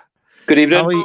How are you, Sharky? How are you? This is for those that have been watching the show. This is Toon Army TV, a YouTuber, a Newcastle YouTuber, one of our favourites. Well, our favourite Newcastle YouTuber called Sharky. How is life in Newcastle? What's going on there? It's like last time we heard it's a bit of a train wreck club. You're still waiting on an owner. Has anything changed? Nothing's changed. Mike Ashley's still the owner. Right. There doesn't seem to be like a breakthrough on the whole takeover saga. It's got a bit quiet. People are saying it's either something's going on in the background or it's dead. I'll let you have no idea. You hear one thing and then you hear the other. But for me now, it's all about just trying to sort of look forward to the new season. I am a little bit nervous for it because I'm not a striker. So, yeah.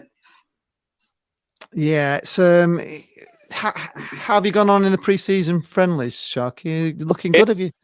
Okay, good. Yes, we've played Crew. I mean, we beat them 3-0 down at York. That was our training base for a bit. And then we took on Barnsley on Saturday at the training ground, beat them 2-1. A bit more of a contest. We've got the Borough tomorrow, and that'll be away from home. And then we end it with our first game at St James's Park against Stoke City. And then after that, we start our first game away to West Ham United. That'll be a bit tough. Right. We played Stoke in the Cup, as you know, on Saturday, and I thought they were very organised. Defensively, they were hard to break down, but we did really give them a very good game, and it was unfortunate. It was 0-0 really, and we had to go. I mean, Blackpool just never win on penalties. Just never, honestly, never win on penalties. I think we've won once. How's going all right, mate? Fun, how are you? Time I've watched. Yes, good man. Good never win on penalties, and I just knew it was bad news. But and there was a lot of Stoke City fans in saying, "Oh, we can't do penalties." I thought, "Oh God, this is." And both teams it was like 3-3 after 5, because both teams had penalties saved, and but we went out on penalties. But it was only the Carabao Cup, which that's it. Really that's something we don't do well, and let's be honest. But it should be a tough game for you, Stoke. I think it'd be a good test. I think so anyway. Who beats exactly what happened is this is how it's going to work. We will get drawn to Nottingham Forest, and the second round of the Carabao Cup will get knocked out. It always happens. You become like our sort of bogey team. To be fair, you always turn up against us. I don't know what it is. We play you home or away, and we just get beat. 100%. I think we just keep getting beat. We beat you 3-1. I hear a thing. Can you hear me? I can hear you. Yeah, we can hear you. You can hear me. Right, yeah. I just can't hear anything. Sound has gone. We can hear you. Don't worry about it. We can hear you. We can hear you, Lee. Lee, we can hear you.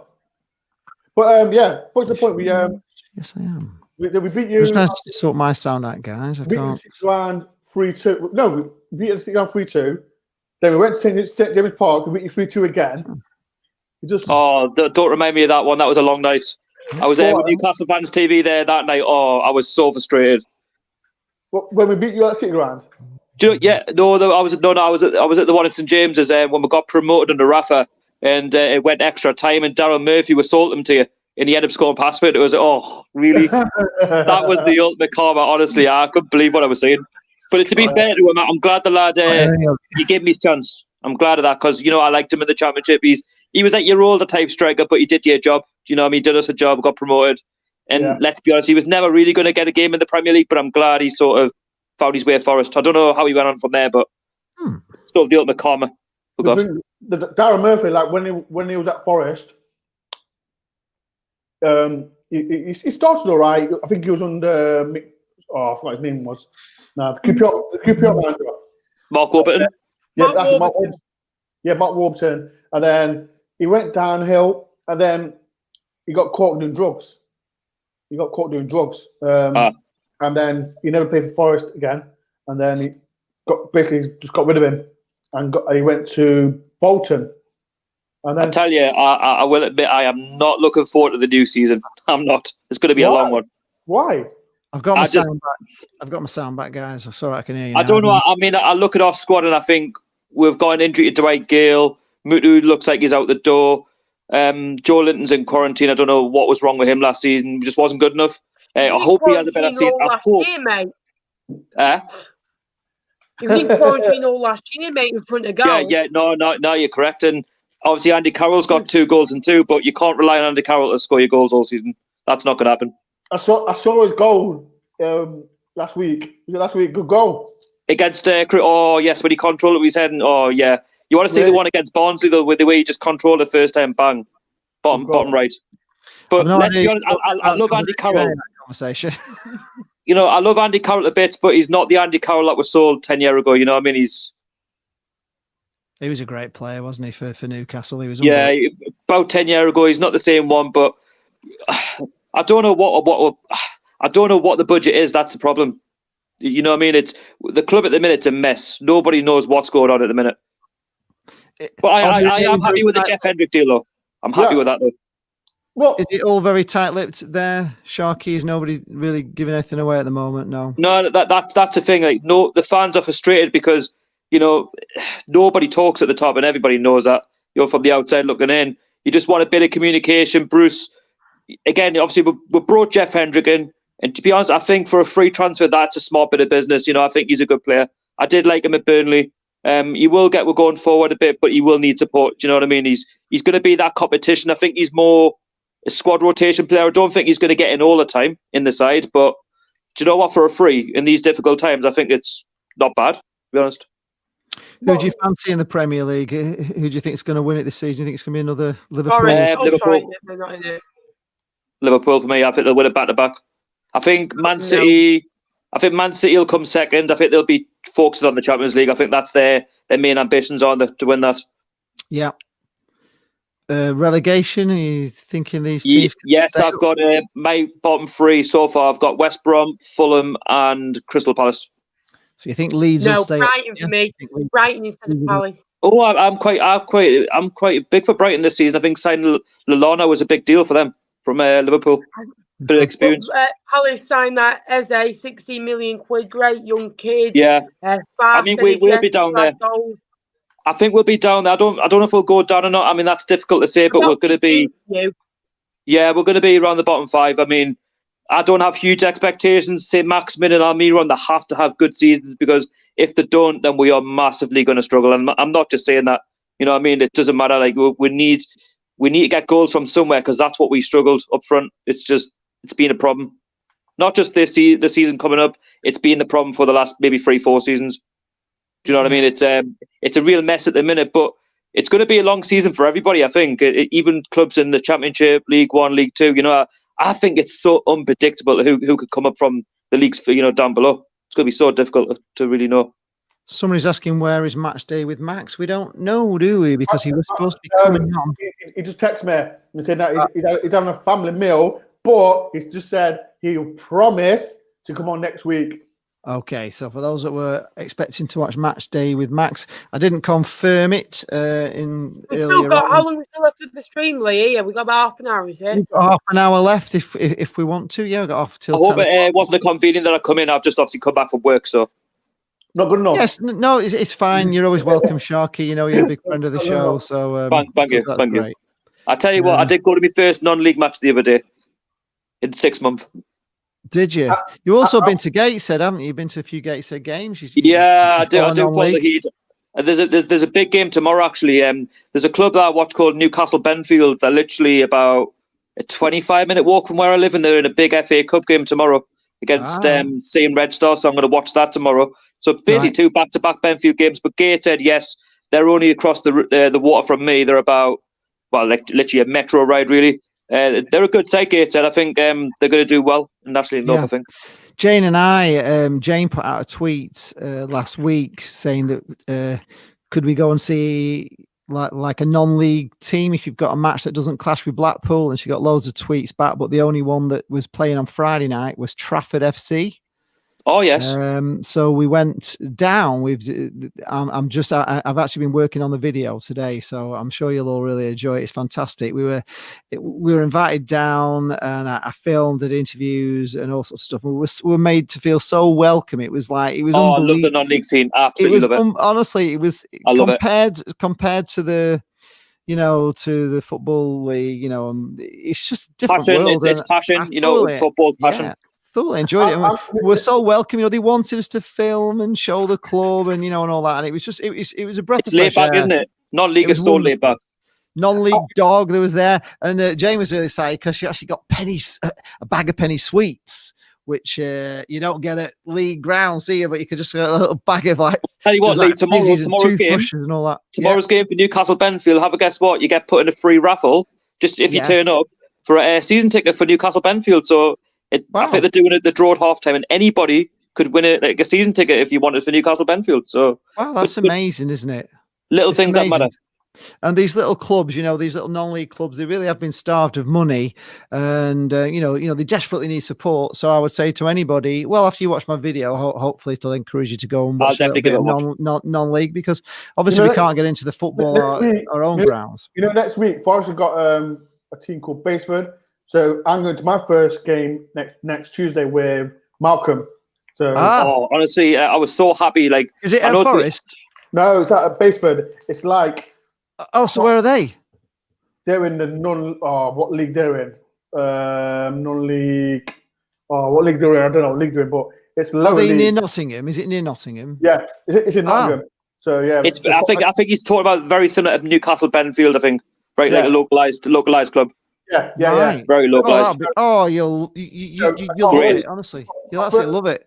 That's what I'm doing. I'm going to vlog the game as well. So that's you've been so welcome. You won't, honestly, you won't believe the difference in going to there. If you're going to go there and vlog, the people will be just so like pleased to have you there. To advertise their club. Yeah. It's a different world. I did that myself. I did that on Saturday with Newcastle Benfield, and I'm doing it again tomorrow for the game tomorrow night. I just think it's great to give the non-league clubs a bit of a plug. I think it's brilliant. Yeah. Oh, honestly, it's superb. You will love it, Ben. You really will. Honestly, you'll actually love it. I can't wait. I even got recognised as well off YouTube, which is like what, just like localised fans. I'm like I've seen it on YouTube, but it's good though because you get to talk to people who like watch it, but they don't like know you've never seen you before. But that's good. It's good fun. You always find it's weird when you meet people, they start talking to you. Like, exactly. Like they really know you, don't they? Yeah. I went to film yesterday. I did the NHS Spitfire was coming over Blackpool, and they went, they flew past the Victoria Hospital, and then they landed. So I filmed the landing and the takeoff, and I was just round the back of Morrison's filming this plane taking off, going, and this guy's coming up to me, "Hi Lee," I said, "I watched you and Jane on Saturday," and I was thinking, God, do Lee, I know? You're the face of Blackpool now, man. Yeah, I know, but it's really weird because you kind of think, I don't know you, but do I know you? And I'm trying to wrap my brains. Do I know him from the football? But most people, it's lovely when they come up and talk to you. I absolutely love it. But sometimes I'm never sure whether it's like somebody that's watching me on the YouTube or somebody I've actually met at a match. I get that as well. It's weird. You think, where's I know you? I do get a bit tense when I see other YouTubers that I kind of know. I watch it. I don't know where. Like, should I say hello? Do you know what I mean? I'm a bit like that. I get a bit. Yeah. I want to, but I get a bit like I don't want to be a bit awkward. Just rock up and say hello. How you doing? Or yeah, they don't know you. Even I watch them. I'm like, when I do. Blimey, this won't be good for Sharky. Hull City Vlogs, he's saying he's put Newcastle 15th in his prediction. So yeah, I think that's about right. I'm doing my Premier League predictions on Wednesday, so that'll be out then for my channel. So keep an eye on that for my prediction for that. But but he's right. We're going to be around about there, 15th to 20th, somewhere like that. I need to do my prediction then. I haven't done a prediction video before, so that'll be a new one for me. I've never done one. I don't do them really. I think if people get too offended, but it's not. I don't have any disrespect towards any Premier League club or whatever. It's just a personal opinion. It's that's all it is. Opinion, of course. It is. Yeah. In fact, did you watch Stump Pegs? She kind of reviewed her prediction video, and she had to take she had to drink a pint every time she was like miles out, and her mum was like reeling them all out. She was leather by the end of the video. She'd had that many pints because she was so. I'm hoping she didn't have Newcastle in the top 4 because she would have been drinking quite a few. Oh, she was drinking. Danny Brown is saying, question for Toon Army TV: what striker do you want Newcastle to sign? For me, we've been in for Callum Wilson from Bournemouth. The news coming out tonight, apparently. It's alleged that Matt Ritchie's meant to be going to Bournemouth and Callum Wilson's coming up to Newcastle. That's what's been alleged. So we'll have to wait and see on that. But personally, I like Matt Ritchie. He's my favourite player at the club. but he's not the same Matt Ritchie that we had maybe 3 years ago. Callum Wilson, he had a struggle last season, but you would get your double figures. That's what we need. We need somebody who, can put himself around in the box, make himself a presence. And when Alan St. Maximin's getting the ball and he's bombing down the wing, and you've got, Mickey on the ball as well, you just need that focal point, and I think he could be what we need. Yeah. Nick. Cosvlogs, you get a bit of sticky Nick. hills. The lads go support Fleetwood. Nick. They don't get big numbers on match days. To be fair, I don't mind that from Joe, but Nick saying the Fleetwood bus stop, one, it's a tram stop, and second, you haven't beaten your rivals in 11 years, and that's over 12 years, over 4,000 days. So before you pop up, maybe try and beat your own rivals before struggling in League One. So yeah, good night. Ryan Dunbar saying, "I'll know when I meet him at Rangers." That's great. I'm looking forward to that. We are going to go up and meet Ryan. Tell you what, Dunbar. though, Ben, I will say I am looking forward to a trip to Fleetwood, just for like a neutral, just to see what it's like under Joey Barton. So should be a good weekend whenever it's safe. Yeah, great. Looking forward to it. Alan Mount is saying he's been to Bloomfield Road before, but it wasn't to see the Blackpool Aces. So It's a nice stadium, Bloomfield Road. I like it. It is all right. I'm not quite sure where Alan Mount is from. Who would that be? The Alan Mount. So you maybe just tell us which club you are. He's the Hull City owner. He's the Hull City. Yes. Yeah. Oh, yes. We're really looking forward to going to Hull. Jane really likes Hull. Apparently, there's a fantastic pub in Hull. I've been to Hull away with Drew. Was it 2-2 in the pre-season friendly? Nice stadium. Yeah, it's a lovely stadium. It's a nice place, Hull. Jane says there's a great pub you can go to. I think it's like downstairs or something that she's going to take me to if we go to Hull. Yeah, like a downstairs bar or something. Go to the Humber Bridge. The where? The Humber Bridge. That's nice. Oh, yeah. I've never been. I've never been to Hull. Never. So it'll be my first trip there. So I've been to Hull 6 times. Right. I've been to Hull. They've got a nice pub where all sport. I think it's across the road from the ground. Oh yeah. I think I know what you're talking about. Yeah. I think I went in. Yeah. Yeah, it's on my blog. Oh yeah. Oh yes, it did. Yes, it does. Yes, I remember drinking too much in there as well. Oh man, yeah, that's memories in there. Yeah. So, it was a hot summer's day pre-season under Rafa, and yeah, just spoiled by a 2-2 draw when we had the game in the bag. There we go. But anyway, good times. Good times. Memories. Somebody's asking, have you done a kit ranking video yet? Has anyone done a kit ranking video? I did mine today. Do you know you've what? done yours? I've never done one for the channel, but I think I might do one maybe in the few days next week, just to see what the Premier League kits look like and give my honest opinion. I do like the reactions to some people sometimes. It's quite funny. Dor loves his kit, don't you, Dor? I love my kit. Even if it does make you look like you got a beer belly, you love it. Yeah, it's a weird shame. Is it maybe the River Trent or something? That's what someone was. Is that right? It's nice. Is that what it is? Is that the reason? I tell you what, mate. It looks like it's been pulled down from. Can I just talk about the QPR away kit as well? That is literally Nottingham Forest 2.0. Yeah, have you seen it? Yeah, it is. Literally just swap the badges over, and there you go. Is it the same? Yeah. Yeah, have you checked? Yeah, QPR's away kit. It's literally Nottingham Forest, same sponsor. I think it's the same. Yeah, honestly. Okay, that's good. You know QPR's away kit. Yeah. It's red, but it's football index, but it's a different logo. It's different now. This bit different. The same stripe. Oh, it's bad. The red kit. You know our home kit. Oh, your home kit. It's exactly the same as your home kit. Yeah, their away kit is like your home kit. Yeah. Oh, right. Okay, that's unusual, isn't it? It's funny because Forest got QPR first game of the season, and we said if Forest forget their kit, we can just use QPR's as kit. Yeah, honestly, I had to look twice. I thought it was Forest at first, then it was QPR badge. I thought, I don't know. I had to go on 2 different links. But it's the same thing. Yeah. This is coming through again for Blackpool fans. Apparently, the signing at Blackpool today, centre half Nabi Sarr, who was at Charlton last season. I think we've already covered that. It sounds exciting, but we've not had it actually confirmed yet. So I'm going to. He sounds the kind of centre back we need for those Blackpool fans. What's going on? I know he's in League a lot. You're in League One. What's going on with Wigan? Are they still in bother? Well, don't know yet. Or? It's a nightmare, Wigan, isn't it? I've never heard anything like it. It's a great away day. But this guy's selling everything, isn't he? He's selling He's selling the training ground. He's put the ground up for sale, and it can only be bought by somebody who's a property developer. He doesn't want it being bought by anybody who's any interest in taking over the club. So it looks there's a guy on there's a Wigan Athletic supporter on YouTube. I've been watching these podcasts and just to get a bit of an insight on what's going on. And apparently they've got until tonight to try and find a buyer. I know ex-players, managers have been putting money in towards the club, but no club should find themselves in that situation ever. No, with the amount of money goes through the game. It sounded horrendous. We've got them on Saturday in the cup. I mean, I don't think they're going to do very well in League One by the sounds of it, because they won't have an actual side that's going to be capable enough of getting in the playoffs. I think if anything, they could go down again just by what's going on. Do you know what I mean? There's no guarantee with that mess they're going to get straight back up. There's no chance.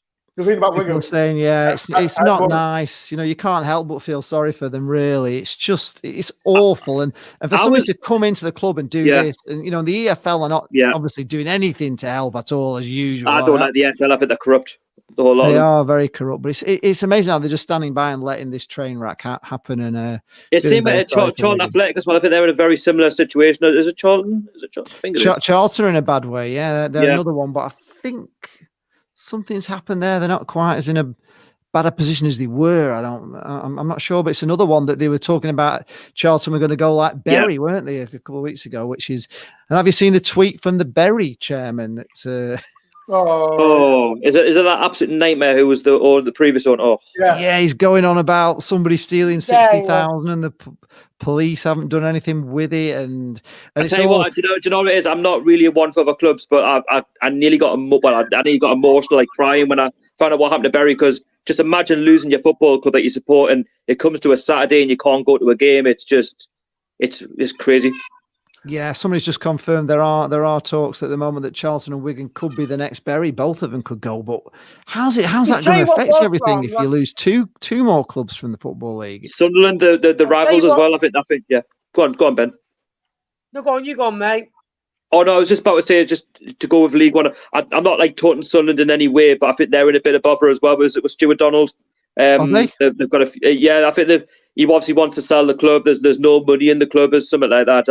I watched the SAF TV, just to see what's going on, and it's just a sad state of affairs. Once you leave the Premier League, what can happen to your football club if you don't get promoted? It's unbelievable. And I mean, Sunderland are tipped as favourites. The bookies favourites to go up, I think. I think there's a clutch of clubs. There's a clutch of League One clubs that could go up for the new season. You could start with Blackpool, Fleetwood, Portsmouth, Ipswich. Just to name a few. There's at least about 15 clubs that could go up. I mean, the thing is, I'm looking at Accrington and Stanley. I know people say, who are they and whatever, but they've got a few players from our club. They're actually decent players. Mo Zangara is absolutely fantastic. And also you've got Tom Allen, who I was gutted to see him go out on loan because I think he could do it in our first team. But fair play to Accrington and Stanley. They've got some players there to watch out for. I think I'm not too sure if they're getting the playoffs, but they might do. I mean, that's the thing with the Championship in League One, League Two. Anything can happen. Anybody can get promoted. Anybody can get relegated. That's just the way it works. A club that's favourites to go up could go down. A club that's favourites to go down could go up. It happened with Huddersfield. It's happened with Blackpool. Getting promoted to the Premier League. It can happen in any league. That's why what I like about the EFL in a sense. Jane is hi Jane. She's just joined in. She's been watching a concert tonight, but she says she was reading last night that there are 6 clubs in danger of not being able to fulfil their fixtures. That's 6 clubs. That is exactly. Charlton, Wigan, Macclesfield will be there, Charlton Athletic, and it's just a shame how those owners. I think at Charlton was one of them. They didn't pass the fit and proper test. Well, they got an ownership. You know what I mean? The EFL for me are an absolute scandal. I was listening to what Paul Cook had to say. They just Stoke 3-0 on a Tuesday night, and it was a good night because he had 50 points where you couldn't say. And so the atmosphere, the ground wasn't correct and it wasn't right in a particular way. And that's when they knew about the 12 points. And even with that, they only just went down on the last minute of the last day. So for me, I think they've been hardly done by. I don't get why Sheffield Wednesday haven't been given -12.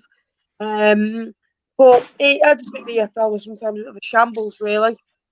Can I not just say that the EFL maybe need to evaluate? They need to go back to basics, for what's going on. What one rule for one, none for the other. I overheard something about Derby County as well, getting away with it as well. it's all corrupt and crazy down in the EFL. You know, once you leave the Premier League, it's just, you know what I mean? They need to look at their rules. They need to go back into the book and say what's right, what's wrong. And do you know what I mean? All clubs need to be protected, you know, in the EFL, and clubs that come up from the Vanarama National League, you know, it's something needs to be done. There's a question for you, Sharky, about, do you think Dan Barlaser could go back out on loan next season? Do you know anything about that one? It's a difficult one. He did set up a goal in the Crew game. I can't remember if he played on Saturday, let's be honest. He could do. He needs more experience. I mean, I wouldn't be surprised if he does drop into League One or possibly the Championship. But then again, you see he got promoted with Rotherham last season. Maybe Rotherham could take a punt on him. It's a difficult one. But you know what? For his experience, why not? Why not, indeed. Nick Muller's saying, where did all the Bury fans go on the day they went bust? But they've set up a new team, haven't they, Bury? Bury EFC, is that right? Yeah, they've set up their own team and they won, didn't they, on 5-0. I've got a fly that's... If anybody's read Jane's vlog about flies, we had a bit of a nightmare with a fly on Saturday, which she actually drank in a beer. I thought with the Bury thing, I thought he got rejected, didn't it? Yeah, I think he did. Yeah, it did. Yeah, he got rejected. Yeah, they weren't allowing it. Yeah, I think that's... If he's not fit for purpose, then it can't be a bad overruling. You know, it's... That Steve Taylor, he was just an absolute fool. I mean... He was a horrible person. Oh, I thought Mike Ashley was bad. No. What Fawaz was bad for Forest. He was bad. Was he? Yes, Fawaz. In what way, Dor? In what way was he bad? Basically, he wanted to. He thought he could run it everything, like cheek it theft, finance man. He thought he could do all himself, but he couldn't. He brought in people to do them role. Had nothing. They didn't know nothing about football. Basically, he didn't know what to do about business. That's what it was, and he got everything wrong. He was sacking everyone. He was selling players. He brought in Billy Davis in I think it was 2016-2017 season. He overspent, and that's how Forest got banned for the whole season for, I think it was 2 seasons. Did they? Yeah, for 2 seasons. Then we sacked him. They brought Stuart Pearce in. He sold more players without Pearce knowing. Like, we sold Lascelles and Darlow to Newcastle, didn't he? I tell you what, Jamal Lascelles is brilliant. I mean, I do rate him as a player, great captain. He's a great leader. Darlow, I feel a bit sorry for. Done great in the Championship. Got a good feeling he'll drop back down to the Championship. But you know what it is? He's done nothing wrong. It's just Dubravka's brilliant. I do like Darlow, though. Like, he's not awful by it. That's not what I'm saying. I think he could definitely do a job in the Championship. And two of the best signings from Nottingham Forest, to be fair. Yeah. Lascelles, he's a fantastic player. Yeah, he's great. I like him. Great. Absolute leader. I was just gutted when we sold him. And Stuart Pearce didn't know. Absolute bargain. 2 Forest players, for what we paid. That I couldn't believe what I was saying. 7 million for both of them. I'm like, I remember a few Newcastle fans were actually writing them off, but I'm not one of them. I'm like, give him a chance. The same thing with Jeff Hendrick. It's like, oh, but he played for Burnley. He's not very good. He played for Derby. Give him a chance. Let him play. Do you know what I mean? Yeah. You've got to give players a chance before you start throwing the book at them. Do you know? It's not great. No, it's not at all. It's not at all. We're not going to get the Mbappes of this world that was spoken about 2 months ago. We need to move on from it, and be realistic. Yeah. To make actually money. Nick Muller is saying that it's a lesson for all these football clubs that you can't spend what you ain't got. He can't buy a massive 10-room house on his wages. But this is the thing with football, isn't it? They tend to chase mental dreams, don't they? These clubs, and get themselves in real bother. Isn't it? Like, you do things you wouldn't do in normal life. I think so, yeah. There's a lot of pressure, though, isn't there, from fans for boards to, there's a lot of pressure. You take over a club and you're under this pressure to get them up, and you spend money, and I don't know. Fan expectation. That's a thing as well. If you want to get into the next league, do you know what I mean? Sometimes you take a risk by overspending, and sometimes it can massively backfire. Yeah, this happened with back to Fawaz thing. Like I said, he thought that Forest it'd be easy to run. And he wanted the big dream of getting Forest to the Premiership. Yeah, and it doesn't work like that. It doesn't work like that. And he tried to run it by himself, and then Forest fans deservedly went for him, and then he had to sell. But I hope with any club, with Forest. Shall I answer that in the chat? Jane says, "Do I want a bath running?" Yes, I do. Thank you very much, Dolly. I'd love a bath. It's been a long day, yeah, it's been a long day. Lee, are you not blocking her this week? You're not blocking her? No, I'll put it on the chat. Yes, I would love what happened? What happened? No, I accidentally blocked. There's a few people commenting the about comment moved, and I clicked the wrong one. And I blocked a certain person in this stream.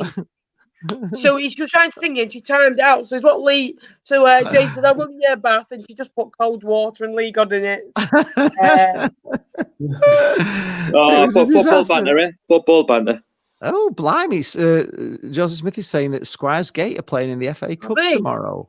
Wow, that could be an interesting game to take. Oh, you know what it is? That's why I love the month of August and September, because when all the football comes back, like at this moment in time, I know Newcastle, we aren't going to get in for a while, but that's why I'm making the most now of non-league and just giving them a bit of promotion by doing non-league vlogs and stuff. It's just good that we're getting to go back out and watch some football. It's been such a long time. Ryan Dunbar has got control to actually block Jane if he wants. So he's actually posting up. That wouldn't go down very well. No, don't, Ryan. Honestly, we won't be coming to Rangers if you do. What's this? Oh, you will be, but mate, you'll be slapped in the face. Nick Muller is saying that in Germany, you don't get the problem. In Germany, they pay a good wage season tickets are cheap, but they don't go bust. Well, it's a 50-50 split though. Like the Bundesliga clubs, they're 50-50 owned, 50% owned by the fans and 50% owned by the owner. So it means if something does happen with the ownership of that club, at least you can fall back onto the supporters, which I think should be introduced into the football clubs in England. There's a massive spider in our bath, so she's retracted the offer. Sorry about this, guys. What about the waft story of the day in your latest? Oh, did you read it? All right. Yeah, very. It just sounded like, "I'll be all right." How many times have you been stung? When I was 5, we'll be fine then. And she's like, I know. It was 5 years old, but my point, I was protecting myself from it. And my point was that since I was stung by a wasp when I was 5, I've protected myself all my life. That's why one's never stung me since. Yeah, I've been stung myself. It's horrible. It's a horrible I don't feeling. go anywhere near them. I hate them. So I was cowering in a corner. And then if you get to read Jane's blog, we had a fly. We were watching a movie. I've got a projector. And first of all, it flew in the light of the projector, so we just had this massive thing suddenly came across the projector that looked like huge, and then it went in the top corner. I was trying to get rid of it off the screen, and James was telling me, "It's only a fly, don't worry about it." And then we were watching something else, and the fly must have gone into the beer that she had, and obviously drowned in the beer. So she took this swig of the beer in the dark, and suddenly she had something in her mouth. She just spat it out all over the place over this book that she's reviewing, that somebody's lent to this book. So it was hilarious, really. But honestly, we had a day of insects on Saturday, so it's in our blog. James. Yeah. Can I mention? I know you've been speaking about Ivan Toney as well. I think that's a good move for his career, getting a move into the Championship. Totally agree. We'll also get a percentage of that as well. I believe we're getting around 4 million quid, which is not bad for us. I mean, given the fact we let him go, he was one of ours, so I'll take that. But then again, it's not our budget. Yeah, he was. We let him go to why did you let him go? Why? He was. I think at the time too young. He was too young. Too young. Right. We had like I think he's been in his 20s now, won't he? He's been a while since he left, but any percentage of a transfer, if he was to get a big move, we were always going to get the percentage. So we're going to get about 3-4 million, but then again, it's not going to the club; it'll be going into Mike Ashley's pocket for the casino later on. So but good for Peterborough. To be fair, though, to get 6 million quid, 6-7 million quid, you know, that's going to go a long way for them, especially for a League One club. That's good for that league. Somebody's just telling Nappers that £5,500 has been raised amazing. for George McLaughlin. This is a Fleetwood fan that's been run over on his bike, hasn't he? Did he run over his head or something with the car, I think? Yeah. He's doing good. He nearly opened his eyes yesterday, so we're just hoping for updates, and hopefully he can stay strong. He's the strongest guy I know, so hopefully we can get it to 10,000 now. He's a great guy, and we all love him. Yeah, it's been very sad. So our thoughts are with him as well for all those Fleetwood fans that have been tuning in or are going to tune in. If you're tuning into this, obviously the day after or whatever. We were just talking about a Fleetwood fan that has been in a bit of a Final serious 5 accident. minutes. So any questions? Yeah, we've got 5 minutes to go. So let's just do some last questions. Yeah. Any questions, people? Any questions? What are you eating today, Doug? What's he on now? Sports mix today. Sports mix. It fits well for this video. They've ruined them. Do you not think they've ruined them? They made them too soft and rubbery. I mean, I was like Lion sports mixes. I'll tell you what they've ruined as well. You know those drumstick chewies?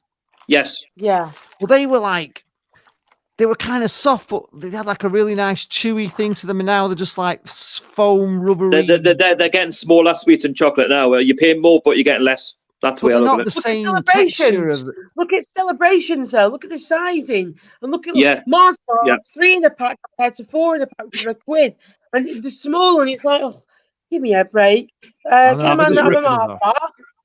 Rip off. No way. Randoms are awful, mate. Yeah, no, they're too soft. Chocolate bar, then. What's your favourite chocolate bar? If you have to have a chocolate bar and a sweet, I think chocolate bar, I think I've got to go for a twirl. And sweets, when it comes to sweets, I probably have to go something like a Mawam or something. Well, I've just bought these from the shop on the way back from work. These jelly beans are quite nice. I like them. Haribo jelly beans. Yeah. Yeah, honestly, I'd never seen jelly them before. bellies. I'd never seen them before. I didn't know they did Haribo jelly beans. I thought I'd buy some. I don't know. I'm gonna have to try those. I quite like the jelly bit of sugar, belly. you know. Bit of sugar. You know, right, before we go, I'm just reading a question about Jack Grealish finally got his chance at England squad. What do you lot think about it? About time. Yeah, I think he should have been given it anyway. No. Yeah, he should have. He's better than Mount. No. He's better than Mount. No, he's not. No, he's he is not. better than Mount. Mount's had one good season, though. But Mount. Actually, Mount's had an average season in a better squad than Villa. Villa are awful. Listen to me, right? Last year, 8 goals, 6 assists. He created over 40% of their goals. He gets fouled on, he earns your free kick, he earns your penalties. He should be in that England side. Yeah. Let's have a look at the midfielders that England have got. Winks, average. Mount, average. Henderson, yes, great player. But those as an attacking midfielder, there's nobody better in it. That's English than Jack Grealish as an attacking midfielder. Name them. Name an attacking midfielder that is better that should be in front of Jack Grealish, though. Dele Alli. Dele Alli is the same guy that has scored 15 goals in the last 3 years. He was good, but I don't think he's playing all that well. Dele Alli. Dennis, was you saying Jaffa Cakes have got 10 in a packet now instead of 12? Evening, Dennis. That's shocking. If you now only get 10. You can't go wrong with a Jaffa Cake. Yeah, no, you can't. Nick Muller's saying a flake is great. He's lost his spark. Dele Alli has lost his spark. There's too much like chocolate everywhere when you have a flake. Do you not find it? It goes everywhere. Have you tried them? Have you tried the I like new white Toblerones. Orange... White Toblerones are really nice. Lee, have you tried the new chocolate orange buttons? Yes. Oh no, I haven't. Don't tell Jane about those chocolate orange buttons. She loves anything. You need to go to like London/Premier stores or garages to get them. We're going on. So this chocolate debate is big actually. Let's see. We got Boost from a Boost bar is the best chocolate bar. It's full of energy. That, and it's Cadbury's Dream. Do you remember them? I do remember those. Just around. I do remember Cadbury's Dreams. Well, we're finishing on the chocolate. Hope. What's this? Hope Dele leaves Spurs. No, but I like Dele. I am a Spurs fan. 20% sell-on clause from It's Max. I follow Spurs, but Dele Alli is not the player he once was. He had a spell when Jose came in, and where he scored a couple of goals at Bournemouth. He got a great flick on against West Ham. He scored in the Champions League. But for me, as an attacking midfielder, that's where England are lacking. And Jack Grealish he's better than Mount. He's better than Dele Alli. He's better than Adam Lallana. He's Madison. Gurney is saying that he's a luxury and overrated. I'd have Grealish. Give Isaac Hayden a shout. So say again. Say again, Sharky. I would say it for a laugh. Just give Isaac Hayden a chance, but Newcastle players don't. Gareth Southgate doesn't like Newcastle, so we're never getting in the England side. Don't worry. No. You know what? He hates us. You know what? Shock it. Like, you know when you said Lascelles, I'm surprised Lascelles doesn't get in England. Yeah, honestly, for me, that's what really, really, really annoys me. Lascelles should get in the England side. I'm sorry. Yeah, he's one. For me, he's so underrated. He's underrated, honestly, massively. Callum Cody getting in the England side, about time. He's a great defender. I hope Lascelles, before he retires, gets to play for England. Honestly, I hope he does, because he's been, not only that, like, he's come into the Premier League and he's proven that he can be a real leader and that he can keep winning the league and he can organise a side. You know, when it's going like pear-shaped. I just hope he gets given that chance. But under Gareth Southgate, he just has a vendetta against our football club because he obviously managed Middlesbrough and played for Middlesbrough and had that rivalry with them. But we'll wait and see. But I hope he does. You know, obviously you could say that for a lot of players. But getting to play for England at this moment in time is difficult because he's got so many players to choose from, hasn't he? Final question of the night. Harry Maguire. What do we think about it all? Just before we go, have we got any thoughts on Harry Maguire? It seems a stupid thing for me to do. The Man United top represents his jail uniform. Oh, what? Yeah, you seen the Man United? Is it like the second or third? It's black and white. It represents his jail uniform. Yes. I thought that was quite funny. I saw that. Slaphead, as I like to call him these days. I don't have an opinion on him personally. He's a young lad. He shouldn't have got into that sort of trouble on holiday. And he's very lucky, actually, to have got away with a suspended sentence because he won't be going back there, will he, ever in his life? So it actually won't really matter at all, which I think they've done that on purpose, haven't they, to make sure that he just kind of goes back to football. But he's a silly lad. Yeah. You know, he's a silly lad. But you don't know what goes on when they're out and about. And, you know, you don't know the whole story, do you? And when they're famous and, you know.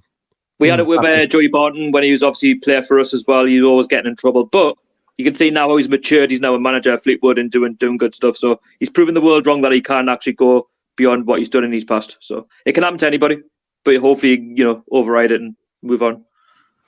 Right, lads, it's been a fantastic show. Thank you very much to all of you that have tuned in and watched us. Cheers, Lee.